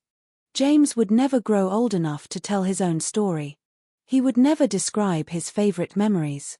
He would never explain what he dreamed of becoming. He would never experience the ordinary stages of life that most people take for granted. The first day of school. New friendships. Personal discoveries. The challenges and successes that come with growing older. His future existed only as possibility. That possibility was what made his loss so devastating to those who knew him and to many people who learned about the case later. A young life does not need decades to have meaning. James had already changed the lives of those around him. His existence mattered because he existed, not because of anything he achieved. This is something often forgotten when discussing victims of crime. Society sometimes measures lives through accomplishments, careers, or public contributions. But human value does not begin when someone becomes successful or famous. A child who has lived only 2 years can leave a mark deeper than someone who has lived much longer. Love does not require a long history. A parent does not need decades of memories to know the importance of a child. Sometimes 2 years are enough to create a bond that lasts forever. As investigators later worked to understand the events of February 12, their responsibility was not only to determine what happened, but to remember why the investigation mattered. Behind every piece of evidence was a little boy whose family wanted answers. Behind every interview was a mother waiting to understand how her son could have been taken from her. The case was never only about the people responsible. It was about the child who was lost. It was about a future that disappeared. It was about a family forced to live with a question no parent should ever have to ask. Why him? The answer would come through a long and painful investigation. But before the evidence, before the suspects, and before the courtroom battles, there was a little boy whose story deserved to be remembered separately from the tragedy that ended it. James Patrick Bulger was 2 years old. He was curious. He was loved. He was part of a family. And for those who knew him, that will always be the most important truth. The significance of remembering James as a child, rather than only as the victim of a crime, becomes even clearer when we consider what was taken away that day. The tragedy was not only the loss of a life, it was the loss of every possibility that life contained. Every future moment that would never arrive. Every memory that would never be created. Every version of James that his family would never have the chance to know. A 2-year-old child stands at the very beginning of a journey. At that age, a personality is still unfolding. A child's interests, talents, humor, and dreams are only beginning to appear. The person they will eventually become exists only in small fragments, the way they laugh, the things that catch their attention, the way they react to new experiences. James had barely begun writing his own story. There was no way for anyone to know what kind of person he would have grown into. He might have developed a passion for music, sports, science, art, or something entirely unexpected. He might have become someone who made his family laugh with a unique sense of humor. He might have built friendships, created a family of his own, or contributed to his community in ways no one could predict. Every child carries an unknown future. That is part of what makes the loss of a child so painful. It is not only the memories that disappear. It is the memories that will never exist. For Denise and her family, the grief was not limited to losing the little boy they knew. They also had to grieve the older James they would never meet. The teenager he would never become. The adult he would never grow into. The milestones that would never be celebrated. A child's absence is felt not only in the past. It is felt in the future. Years after the crime, the public would continue discussing legal questions, media coverage, and the actions of those responsible. But for James's family, the central reality remained unchanged. The debates could continue. The analysis could continue. The arguments could continue. None of them could restore the life that had been taken. This difference between public discussion and private grief is one of the most difficult aspects of major criminal cases. For society, a case eventually becomes history. For a family, it remains personal. The world moves on to the next headline. A family continues living with the absence. Every birthday that passes. Every holiday season. Every family gathering where one person should have been present. Time does not erase those moments. Instead, families learn how to carry them. In the years following James's death, his name became connected with national conversations about crime, childhood, and justice. Politicians debated laws. Experts analyzed childhood development. The media examined every aspect of the investigation. But behind all of these discussions was a simple truth that could never be debated. A child had been lost. The intensity of public reaction was partly because people saw something deeply familiar in James. He represented childhood itself, the vulnerability, trust, and innocence that most people associate with young children. Many parents who heard the details of the case imagined their own children. They imagined a normal shopping trip becoming something unimaginable. They imagined the terror of searching for a child who should have been holding their hand. That emotional connection helped make the case one of the most widely remembered in Britain. But it also created challenges. When a case becomes nationally known, the victim can sometimes become overshadowed by the investigation surrounding them. The names of suspects, courtroom arguments, and controversial debates can dominate public conversation. The person who suffered the greatest loss can become the quietest voice in the story. James's story deserves a different starting point. Before he became known across the country, he was known by a much smaller world. A world of family. A world of ordinary moments. A world where his name was not associated with tragedy, but with love. This is how his life should be remembered. Not only through the circumstances of his death, but through the fact that he lived. He laughed. He played. He explored. He was cared for. He mattered. The investigation that followed would eventually become one of the most complex and emotionally challenging criminal cases in British history. Detectives would examine countless pieces of evidence. Witnesses would revisit their memories of that afternoon. Experts would attempt to understand how such an event could occur. Courts would face questions that had rarely been confronted before. But every step of that process existed because of one small child. Every interview. Every piece of evidence. Every legal argument. Every public discussion. All of it traced back to James. The human instinct after tragedy is often to search for explanations. People want to understand what happened and why. They want causes, patterns, and answers. Those searches are important because understanding can help society prevent future harm. But explanation should never replace remembrance. A victim is not simply the reason an investigation begins. A victim is a person. James Patrick Bulger was a person whose life was brief but meaningful. His story did not begin on February 12, 1993, and it should not end with the crime committed against him. His story began with family, with childhood, and with the ordinary experiences that make every young life precious.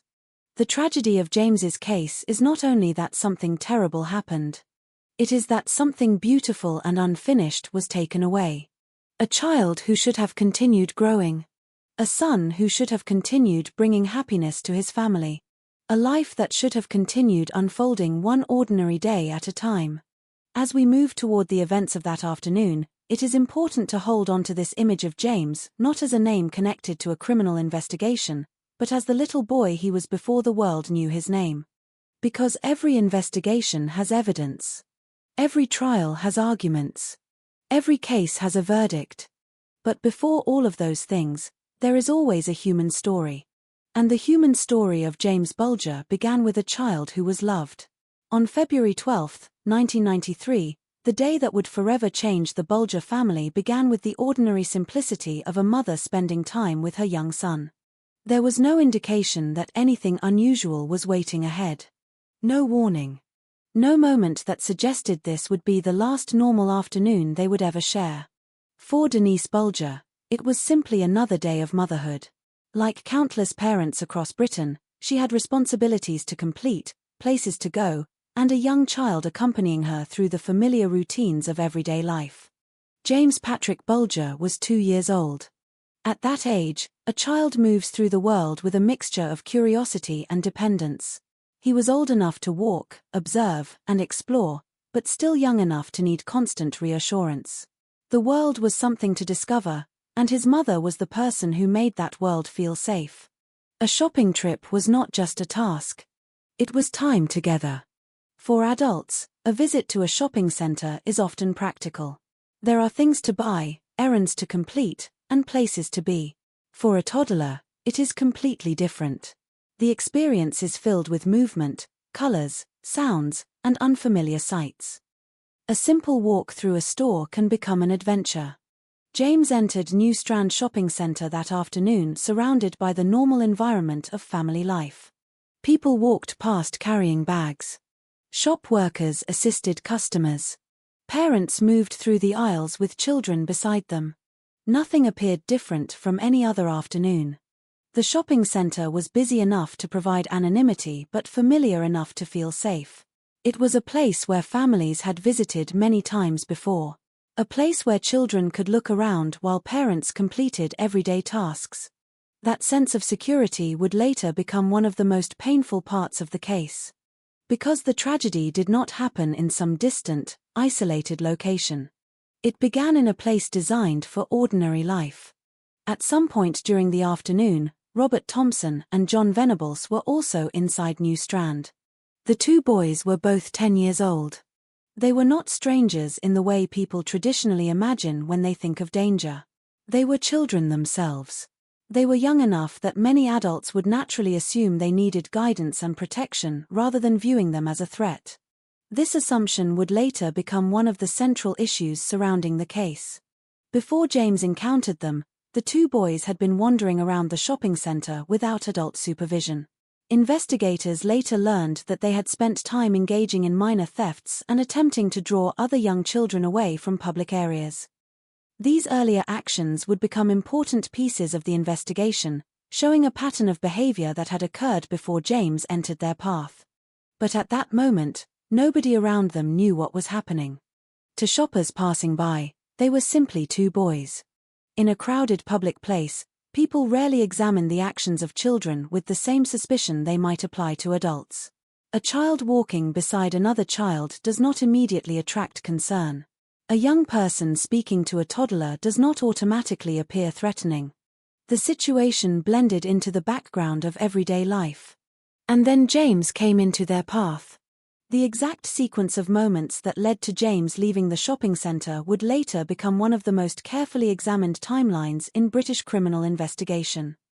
Detectives would study surveillance footage frame by frame, interview witnesses repeatedly, and reconstruct the movements of everyone involved. But for those present that afternoon, events unfolded without the clarity of hindsight. A child walking. Two older boys nearby. A busy shopping center filled with distractions. A few seconds that would later carry enormous significance. Security cameras captured the moment James left the shopping center with Thompson and Venables. The footage was not dramatic. It did not show a violent struggle. It did not show a scene that would immediately alert anyone watching. Instead, it showed something that appeared almost ordinary: 3 children moving together. That simplicity was what made the footage so difficult to process later.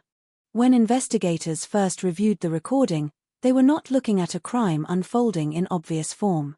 They were looking at a moment that had already happened, searching for clues hidden inside ordinary movement. The camera became a silent witness. It recorded without emotion, without understanding, without knowing the importance of what it captured.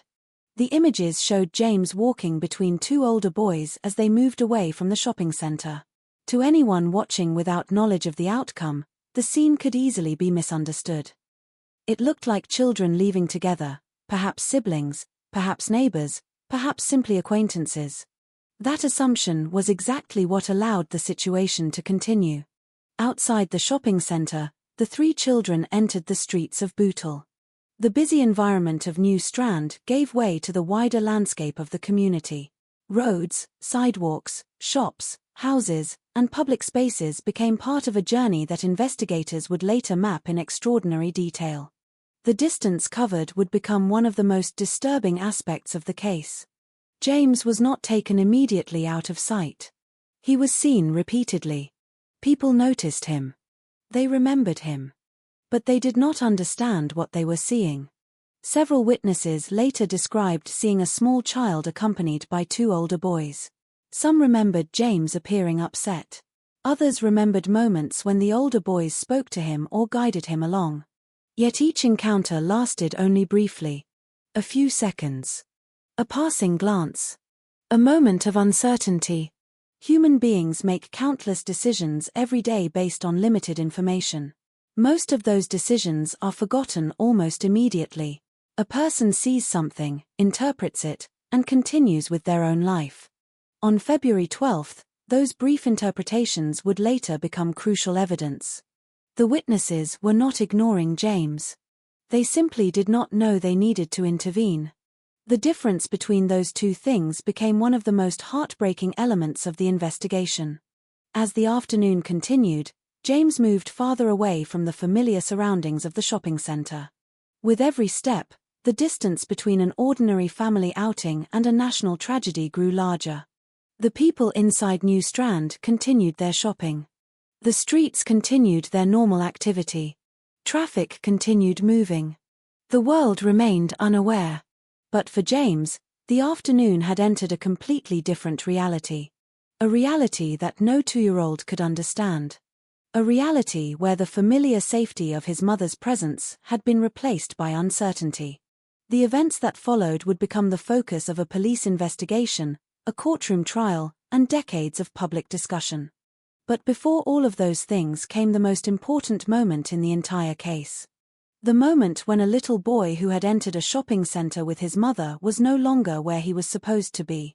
And somewhere inside the growing crowd of shoppers, before the alarms were raised and before the search began, one devastating realization was approaching. James Bulger was missing. The first moments after a child disappears are often filled with disbelief. At first, the mind rejects the possibility. A parent searches nearby because the simplest explanation feels the most likely. Perhaps the child has wandered behind a display. Perhaps they are standing just a few steps away. Perhaps another shopper noticed and moved them somewhere safe. The brain reaches for reassuring possibilities because the alternative is too frightening to accept. For Denise Bulger, those first moments inside New Strand Shopping Center were not yet filled with the full horror that would later follow. They were moments of urgency, confusion, and desperate searching. Her son had been beside her, and then suddenly he was not. A 2-year-old child does not disappear quietly from a parent's world. A parent notices the absence immediately. The space where a small hand should be. The voice that should be nearby. The movement of little footsteps that had been part of the background only seconds earlier. The change can feel almost physical. One moment, everything is normal. The next, every thought narrows toward a single question. Where is my child? Denise began searching the immediate area around the store. She looked through nearby spaces, expecting at any moment to see James appear. In situations like this, parents often move quickly between hope and fear. They call the child's name louder each time. They ask strangers for help. They look in places that seem impossible because panic changes the way the mind works. Every second feels important. Every person becomes a possible source of information. Every direction becomes somewhere to search. The shopping center that had felt familiar only moments earlier became a confusing landscape of corridors, entrances, and crowds. The same place where families had come to shop and spend time together was suddenly transformed into a place of uncertainty. Security staff were alerted, and the search expanded. Employees checked areas around the shopping center. People began looking through nearby shops and public spaces. Questions were asked. Descriptions were shared. A small child, 2 years old, missing from his mother. At this stage, nobody knew exactly what had happened. That uncertainty is one of the most painful aspects of missing child cases. Families and investigators are forced to consider every possibility at once. A child could have wandered away. Someone could have found the child and be trying to help. A misunderstanding could have occurred. Hope remains present because hope is necessary. But as time passes, fear begins to grow. For the staff and shoppers inside New Strand, the situation would have felt unusual but not yet unimaginable. Lost children were not unheard of in busy shopping centers. Young children sometimes became separated from parents. Many cases ended within minutes with a relieved reunion. But James was different. The minutes continued passing. And James did not return. Unknown to Denise and the people searching inside the shopping center, the answer to where he had gone was already recorded on the security system above them. The CCTV cameras had captured the moment James left the building. At the time, those images were simply another piece of routine surveillance. The cameras recorded countless people every day. They existed mainly as a security measure, designed to discourage theft and help investigate incidents after they occurred. Nobody watching the system in real time understood the importance of what had been recorded. The significance would come later. Much later. For now, the search continued with incomplete information. The first hours after a disappearance are critical. Investigators know that time can dramatically affect the chances of finding a missing person safely. Every detail matters. Clothing. Direction of travel. Last known location. Possible witnesses. But in the early stages, detectives had very few answers. They had a missing child. They had a worried family. And they had a crowded public place where hundreds of people had passed through. The challenge was enormous. As police became involved, the atmosphere around New Strand changed. What had been a normal shopping afternoon became a scene of growing concern.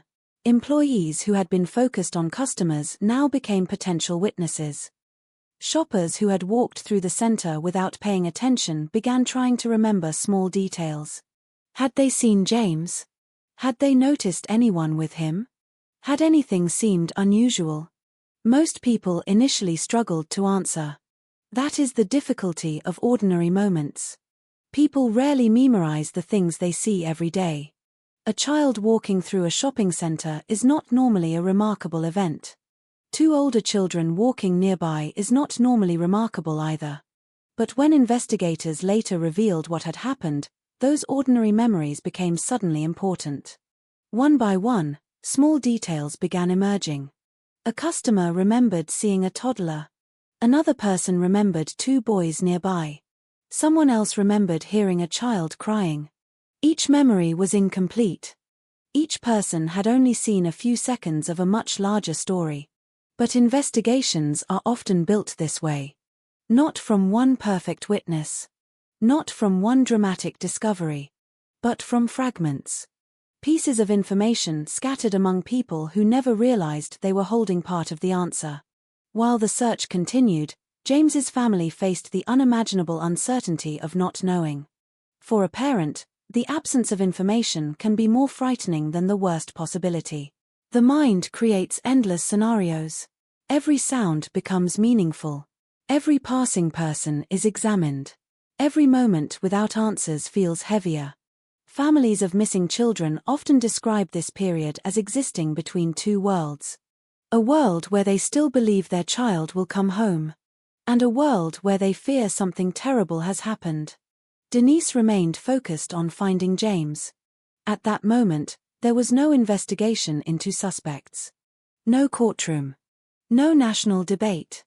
No understanding of the tragedy that would soon unfold. There was only a mother looking for her little boy. The search around New Strand represented the first chapter of a case that would eventually involve one of the largest and most complex investigations in Merseyside police history. But before the detectives, before the evidence, and before the questions that would follow for decades, there was this moment. A crowded shopping centre. A missing child. A family waiting for answers. And somewhere beyond the doors of New Strand, a journey had already begun that would forever change the lives of everyone connected to it.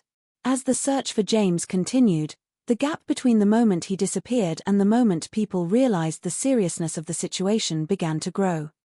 In any missing child case, time is both the greatest enemy and the most valuable resource. The first instinct is always to believe that the child is nearby, that the separation is temporary, that a few more minutes of searching will bring a frightened but unharmed child back into their parents' arms. That hope is powerful. It is also fragile.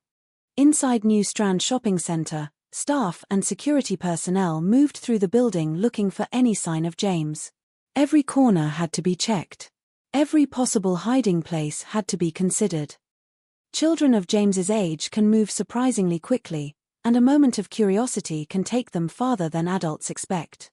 A display, a doorway, or something colorful in a shop window can capture their attention instantly. The search began with the most innocent possibilities. Maybe he had wandered into another store. Maybe someone had picked him up to help. Maybe he was waiting nearby, confused but safe. Those possibilities had to be explored because they represented the outcome everyone hoped for. But as the minutes passed, the situation became more concerning. A child separated from a parent for a short period is common. A child who cannot be found after a sustained search is different. The shopping center slowly transformed from a place of everyday activity into the beginning of a major investigation. Employees who had been focused on normal business were now watching entrances and exits. Security staff were gathering information. People who had been strangers moments earlier were united by a shared concern for a child none of them knew. This was one of the first signs of how deeply the case would affect the public. James was not only Denise's son. He was a small child in a public place. And the thought of a 2-year-old alone was enough to make people stop what they were doing. Yet while the search inside New Strand continued, the events that had taken James away from his mother were moving into the next stage outside the building. Robert Thompson and John Venables had left the shopping center with James. The security camera had recorded the beginning of that movement, but no one watching it at the time understood its significance. The footage showed no obvious struggle. No dramatic scene. No clear indication that a crime was occurring. That detail would later become one of the most unsettling aspects of the case. The image was not terrifying because of what it showed. It was terrifying because of what viewers later understood it meant. 2 older boys walking with a younger child appeared, at first glance, to be something ordinary. In a busy public environment, it was a scene that could easily pass without attracting attention. And it did. This reality became central to later discussions surrounding the case. Human beings rely heavily on context when interpreting situations. We do not evaluate every interaction as a possible threat. If we did, everyday life would become impossible. Instead, we use assumptions built from experience. Children usually mean innocence. Older siblings usually protect younger ones. A child walking with another child usually does not signal danger. Those assumptions are part of how society functions. The tragedy of James Bulger's case was that those assumptions were exploited. As Thompson and Venables moved away from the shopping center, they entered streets and public areas where people continued their ordinary routines. They were no longer surrounded by the concentrated activity of New Strand, but they were not isolated either. They passed through places where other people were present. This would later create a painful contradiction. James had not vanished without witnesses. People had seen him. But seeing something and understanding what you are seeing are two completely different things. A person can witness a moment without recognizing its importance. A person can notice something unusual without knowing whether action is required. That afternoon, several people briefly encountered the group. Some remembered James looking upset. Some remembered the older boys talking to him. Some remembered asking questions and receiving simple explanations.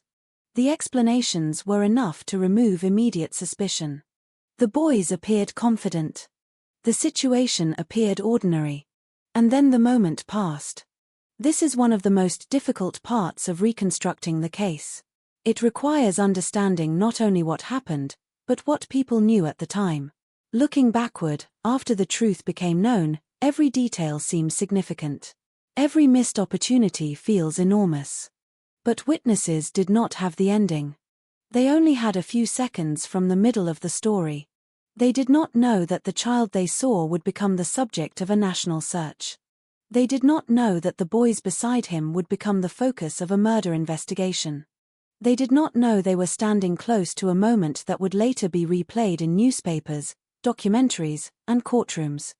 They were simply living their lives. That is what makes the case so haunting. The events unfolded not in darkness, but in ordinary daylight. Not in isolation, but among other people. Not through a dramatic confrontation, but through a sequence of moments that seemed normal until the truth was revealed. Meanwhile, inside New Strand, Denise was facing a parent's worst fear. The search had begun, but James was still missing. Every parent understands the instinct to protect their child. It is immediate and overwhelming. A child's safety is not an abstract concern, it is something felt physically. When a child is suddenly gone, the entire world narrows down to one purpose. Find them. Everything else becomes secondary. The sounds of the shopping center continued around her, but they must have felt distant. The ordinary noise of shoppers, announcements, and conversations could not compete with the single thought dominating every moment. Where is James? That question would soon move from a mother's desperate search to a police investigation. The missing child report would become the beginning of a timeline that investigators would later reconstruct with extraordinary detail. Every minute would matter. Every witness statement would matter. Every piece of recorded footage would matter. But at that point, there was still no complete picture. Only uncertainty. Only fear. Only a family waiting for the moment when someone would bring their little boy back. The afternoon that had begun as an ordinary shopping trip was becoming something else entirely. A search. A mystery. And soon, a tragedy that would leave an entire country asking how such a thing could happen.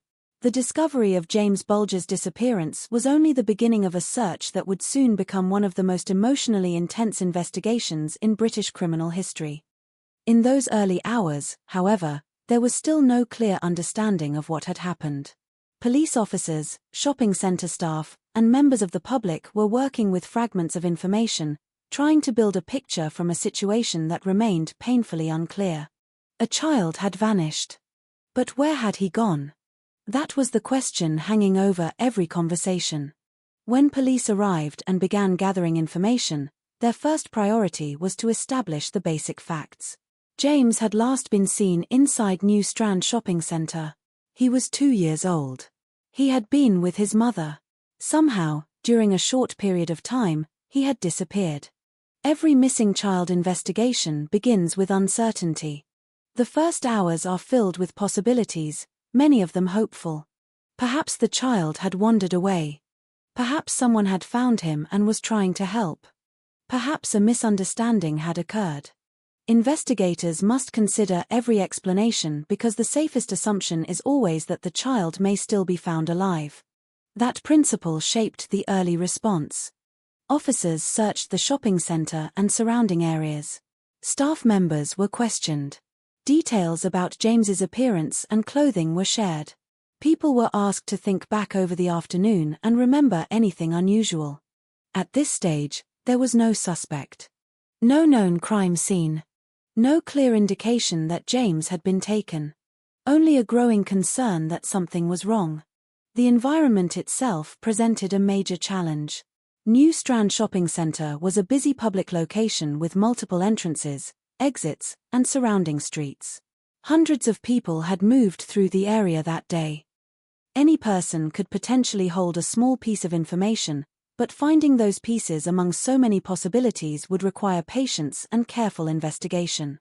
The officers involved were not simply searching for evidence. They were searching for a child. That difference affected every decision. In a case involving property crime, investigators can focus on objects, locations, and patterns. In a missing child case, every minute carries emotional weight. The victim is not a distant subject of an investigation. The victim is a living person whose safety may depend on how quickly the truth is discovered. The pressure was enormous. As the search continued, investigators began examining available surveillance footage from the shopping center. In 1993, CCTV systems were not as widespread or technologically advanced as they are today. Images were often grainy, cameras covered limited areas, and reviewing recordings was a slow manual process. But those cameras had captured something important. A sequence of images showing James leaving the shopping center with two older boys. At first glance, the footage was difficult to interpret. It did not show obvious violence. It did not show a dramatic confrontation. It did not reveal the full reality of what was happening. It showed only movement. 3 children walking together. Yet within those few seconds was the beginning of the answer investigators were searching for. The footage became a turning point because it changed the nature of the investigation. James had not simply wandered away. He had not disappeared randomly inside the shopping center. He had left with other people. The question immediately changed. Who were these boys? And where had they taken James? Investigators began studying the images carefully. The quality was limited, but details could still be identified. The clothing worn by the boys. Their approximate ages. Their direction of travel. The way they moved through the shopping center. Every detail mattered. The camera had captured the final known moments of James inside New Strand. It had created a timeline. And in criminal investigations, timelines are often the foundation upon which the entire case is built. As officers reviewed the footage, the public became increasingly aware that James's disappearance was not a simple case of a lost child. News began spreading through the community. Families who had visited the shopping center that day realized they might have seen something without understanding its importance. The investigation began expanding beyond the walls of New Strand. Police needed witnesses. They needed people who had been in the area. They needed anyone who remembered seeing James, the 2 boys, or anything unusual. The appeal for information reached the wider community. Photographs and descriptions were circulated. People began searching their memories. A brief moment in a crowded shopping center suddenly became something worth examining. The ordinary became evidence. A person who had glanced across a corridor. A customer who had noticed a child walking nearby. A shop employee who remembered seeing 2 boys. Small observations that would normally disappear within minutes became potentially crucial. This process is one of the most difficult parts of any investigation. Witnesses are not recording events like cameras. Human memory is selective. People remember certain details clearly while forgetting others completely. Emotions, distractions, and assumptions all influence what remains. Someone may remember a child's coat but not the faces of people nearby. Someone may remember a conversation but not the exact words. Someone may remember that something felt unusual but struggle to explain why.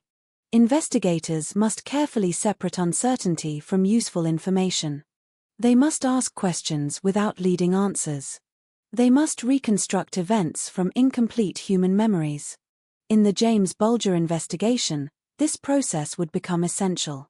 Because the truth was not hidden in one dramatic piece of evidence. It was hidden across many small pieces. A security recording. A witness observation. A remembered conversation. A movement through the streets of Bootle. Each piece alone was incomplete. Together, they would eventually reveal what happened. As the search continued, however, the most painful question remained unanswered. Where was James now? For his family, the investigation was not about evidence or procedure. It was about waiting. Waiting for news. Waiting for a phone call. Waiting for someone to say that James had been found. The possibility that every parent fears was beginning to enter the minds of those involved, but hope remained. Investigators continued working because, in missing child cases, hope must remain until the evidence proves otherwise. The search around New Strand would soon expand into the wider community. The streets. The neighborhoods. The open spaces surrounding Bootle. Every possible location had to be considered. And as officers followed the trail left behind by the CCTV footage, they moved closer to discovering the devastating truth hidden behind those few seconds of recorded images. The camera had answered one question. James had not left alone. But it had created many more. Who were the two boys? Why had they taken James? And where had they gone after leaving the shopping center? Those questions would drive the next stage of the investigation. The search for James Bulger gradually shifted from uncertainty toward a more focused investigation as detectives began piecing together the final known movements of the missing child. What had first appeared to be a possible case of a child becoming separated from his mother was becoming something far more troubling. The CCTV footage from New Strand Shopping Center had changed everything. A missing child had become a child who was last seen leaving with two unknown boys. That distinction transformed the entire investigation. For detectives, the footage represented both an opportunity and a challenge. It provided something rare in a missing person case, a visual record of the last confirmed moments before the child disappeared. But the images also raised difficult questions. The footage did not provide motive. It did not explain what the boys intended. It did not reveal where they were going or what would happen next. It simply showed a beginning. A beginning that investigators now needed to follow. The images were reviewed repeatedly. In the days before digital enhancement and instant analysis, officers had to work carefully with the available recording technology. The footage was not the sharp, high-resolution video people are familiar with today. Faces were not immediately clear. Small details were difficult to identify. Investigators had to study movement, clothing, and timing to extract every possible piece of information. The two boys became the center of the search. Who were they? Where had they come from? Where had they gone after leaving the shopping center? The public was asked to help identify them. Still images taken from the CCTV footage were distributed through the media, allowing people across Merseyside to see the two children police wanted to speak with. The images created an unusual reaction. Many members of the public were shocked not only by the disappearance of James, but by the appearance of the people police were seeking. They were children. That fact created an immediate emotional conflict. The public was accustomed to thinking about criminal suspects as adults, particularly in cases involving violence. Seeing two young boys connected to the disappearance of a toddler challenged deeply held assumptions about childhood. Children were usually the ones society protected. They were not the people society expected to fear. As investigators searched for answers, the community began replaying the events of that afternoon in their own minds. People who had visited New Strand wondered whether they had seen the boys. Parents wondered whether they had walked past James. Shop workers wondered whether something they considered insignificant might have mattered. This is a common feature of major investigations. After a crime becomes known, ordinary memories become charged with meaning. A person remembers standing in a particular place. A person remembers hearing a child's voice. A person remembers seeing someone they did not think twice about at the time. The past begins to feel different once the truth is revealed. Several witnesses eventually came forward with information about seeing James and the two boys after they left the shopping center. The accounts helped investigators build a wider timeline. James had not disappeared immediately after leaving New Strand. He had been taken through public areas where other people were present. This became one of the most disturbing elements of the case. The journey had occurred in daylight, in places where people lived, worked, and traveled. The investigation revealed that the three children had moved through parts of Bootle and surrounding areas while members of the public unknowingly crossed paths with them. To detectives, every witness statement became another piece of the route. One person might remember a specific location. Another might remember the direction they were walking. Another might remember seeing a small child who appeared upset. No single witness had the complete picture. But together, their accounts created a trail. The process was slow and painstaking. Investigators had to distinguish between reliable details and uncertain memories. Human recollection is not like a recording. A person can remember the feeling of an event without remembering exact details. They can be certain they saw something while being mistaken about the timing or sequence. Police officers understood this. They were not searching for perfect memories. They were searching for consistent patterns. The growing timeline began to reveal that James had been moved several miles from the shopping center. He had traveled far beyond the area where his mother and police initially searched for him. That realization changed the emotional atmosphere of the investigation. The possibility that James was still nearby began to fade. The search area expanded. Police teams moved through surrounding streets, open spaces, and areas where witnesses had reported seeing the children. Members of the public joined the effort. Volunteers searched. Communities looked through places they never expected to examine. The case was no longer only a local concern. The entire country was becoming aware of James's disappearance. Newspapers carried his photograph. Television reports shared appeals for information. The image of the missing toddler became familiar to millions of people. Behind every broadcast, however, was a family waiting for news. For Denise and her relatives, the growing attention could not change the central reality. They wanted James back. Every new development brought the possibility of answers, but it also carried the fear that those answers might not be the ones they hoped for. Investigators faced the same difficult balance.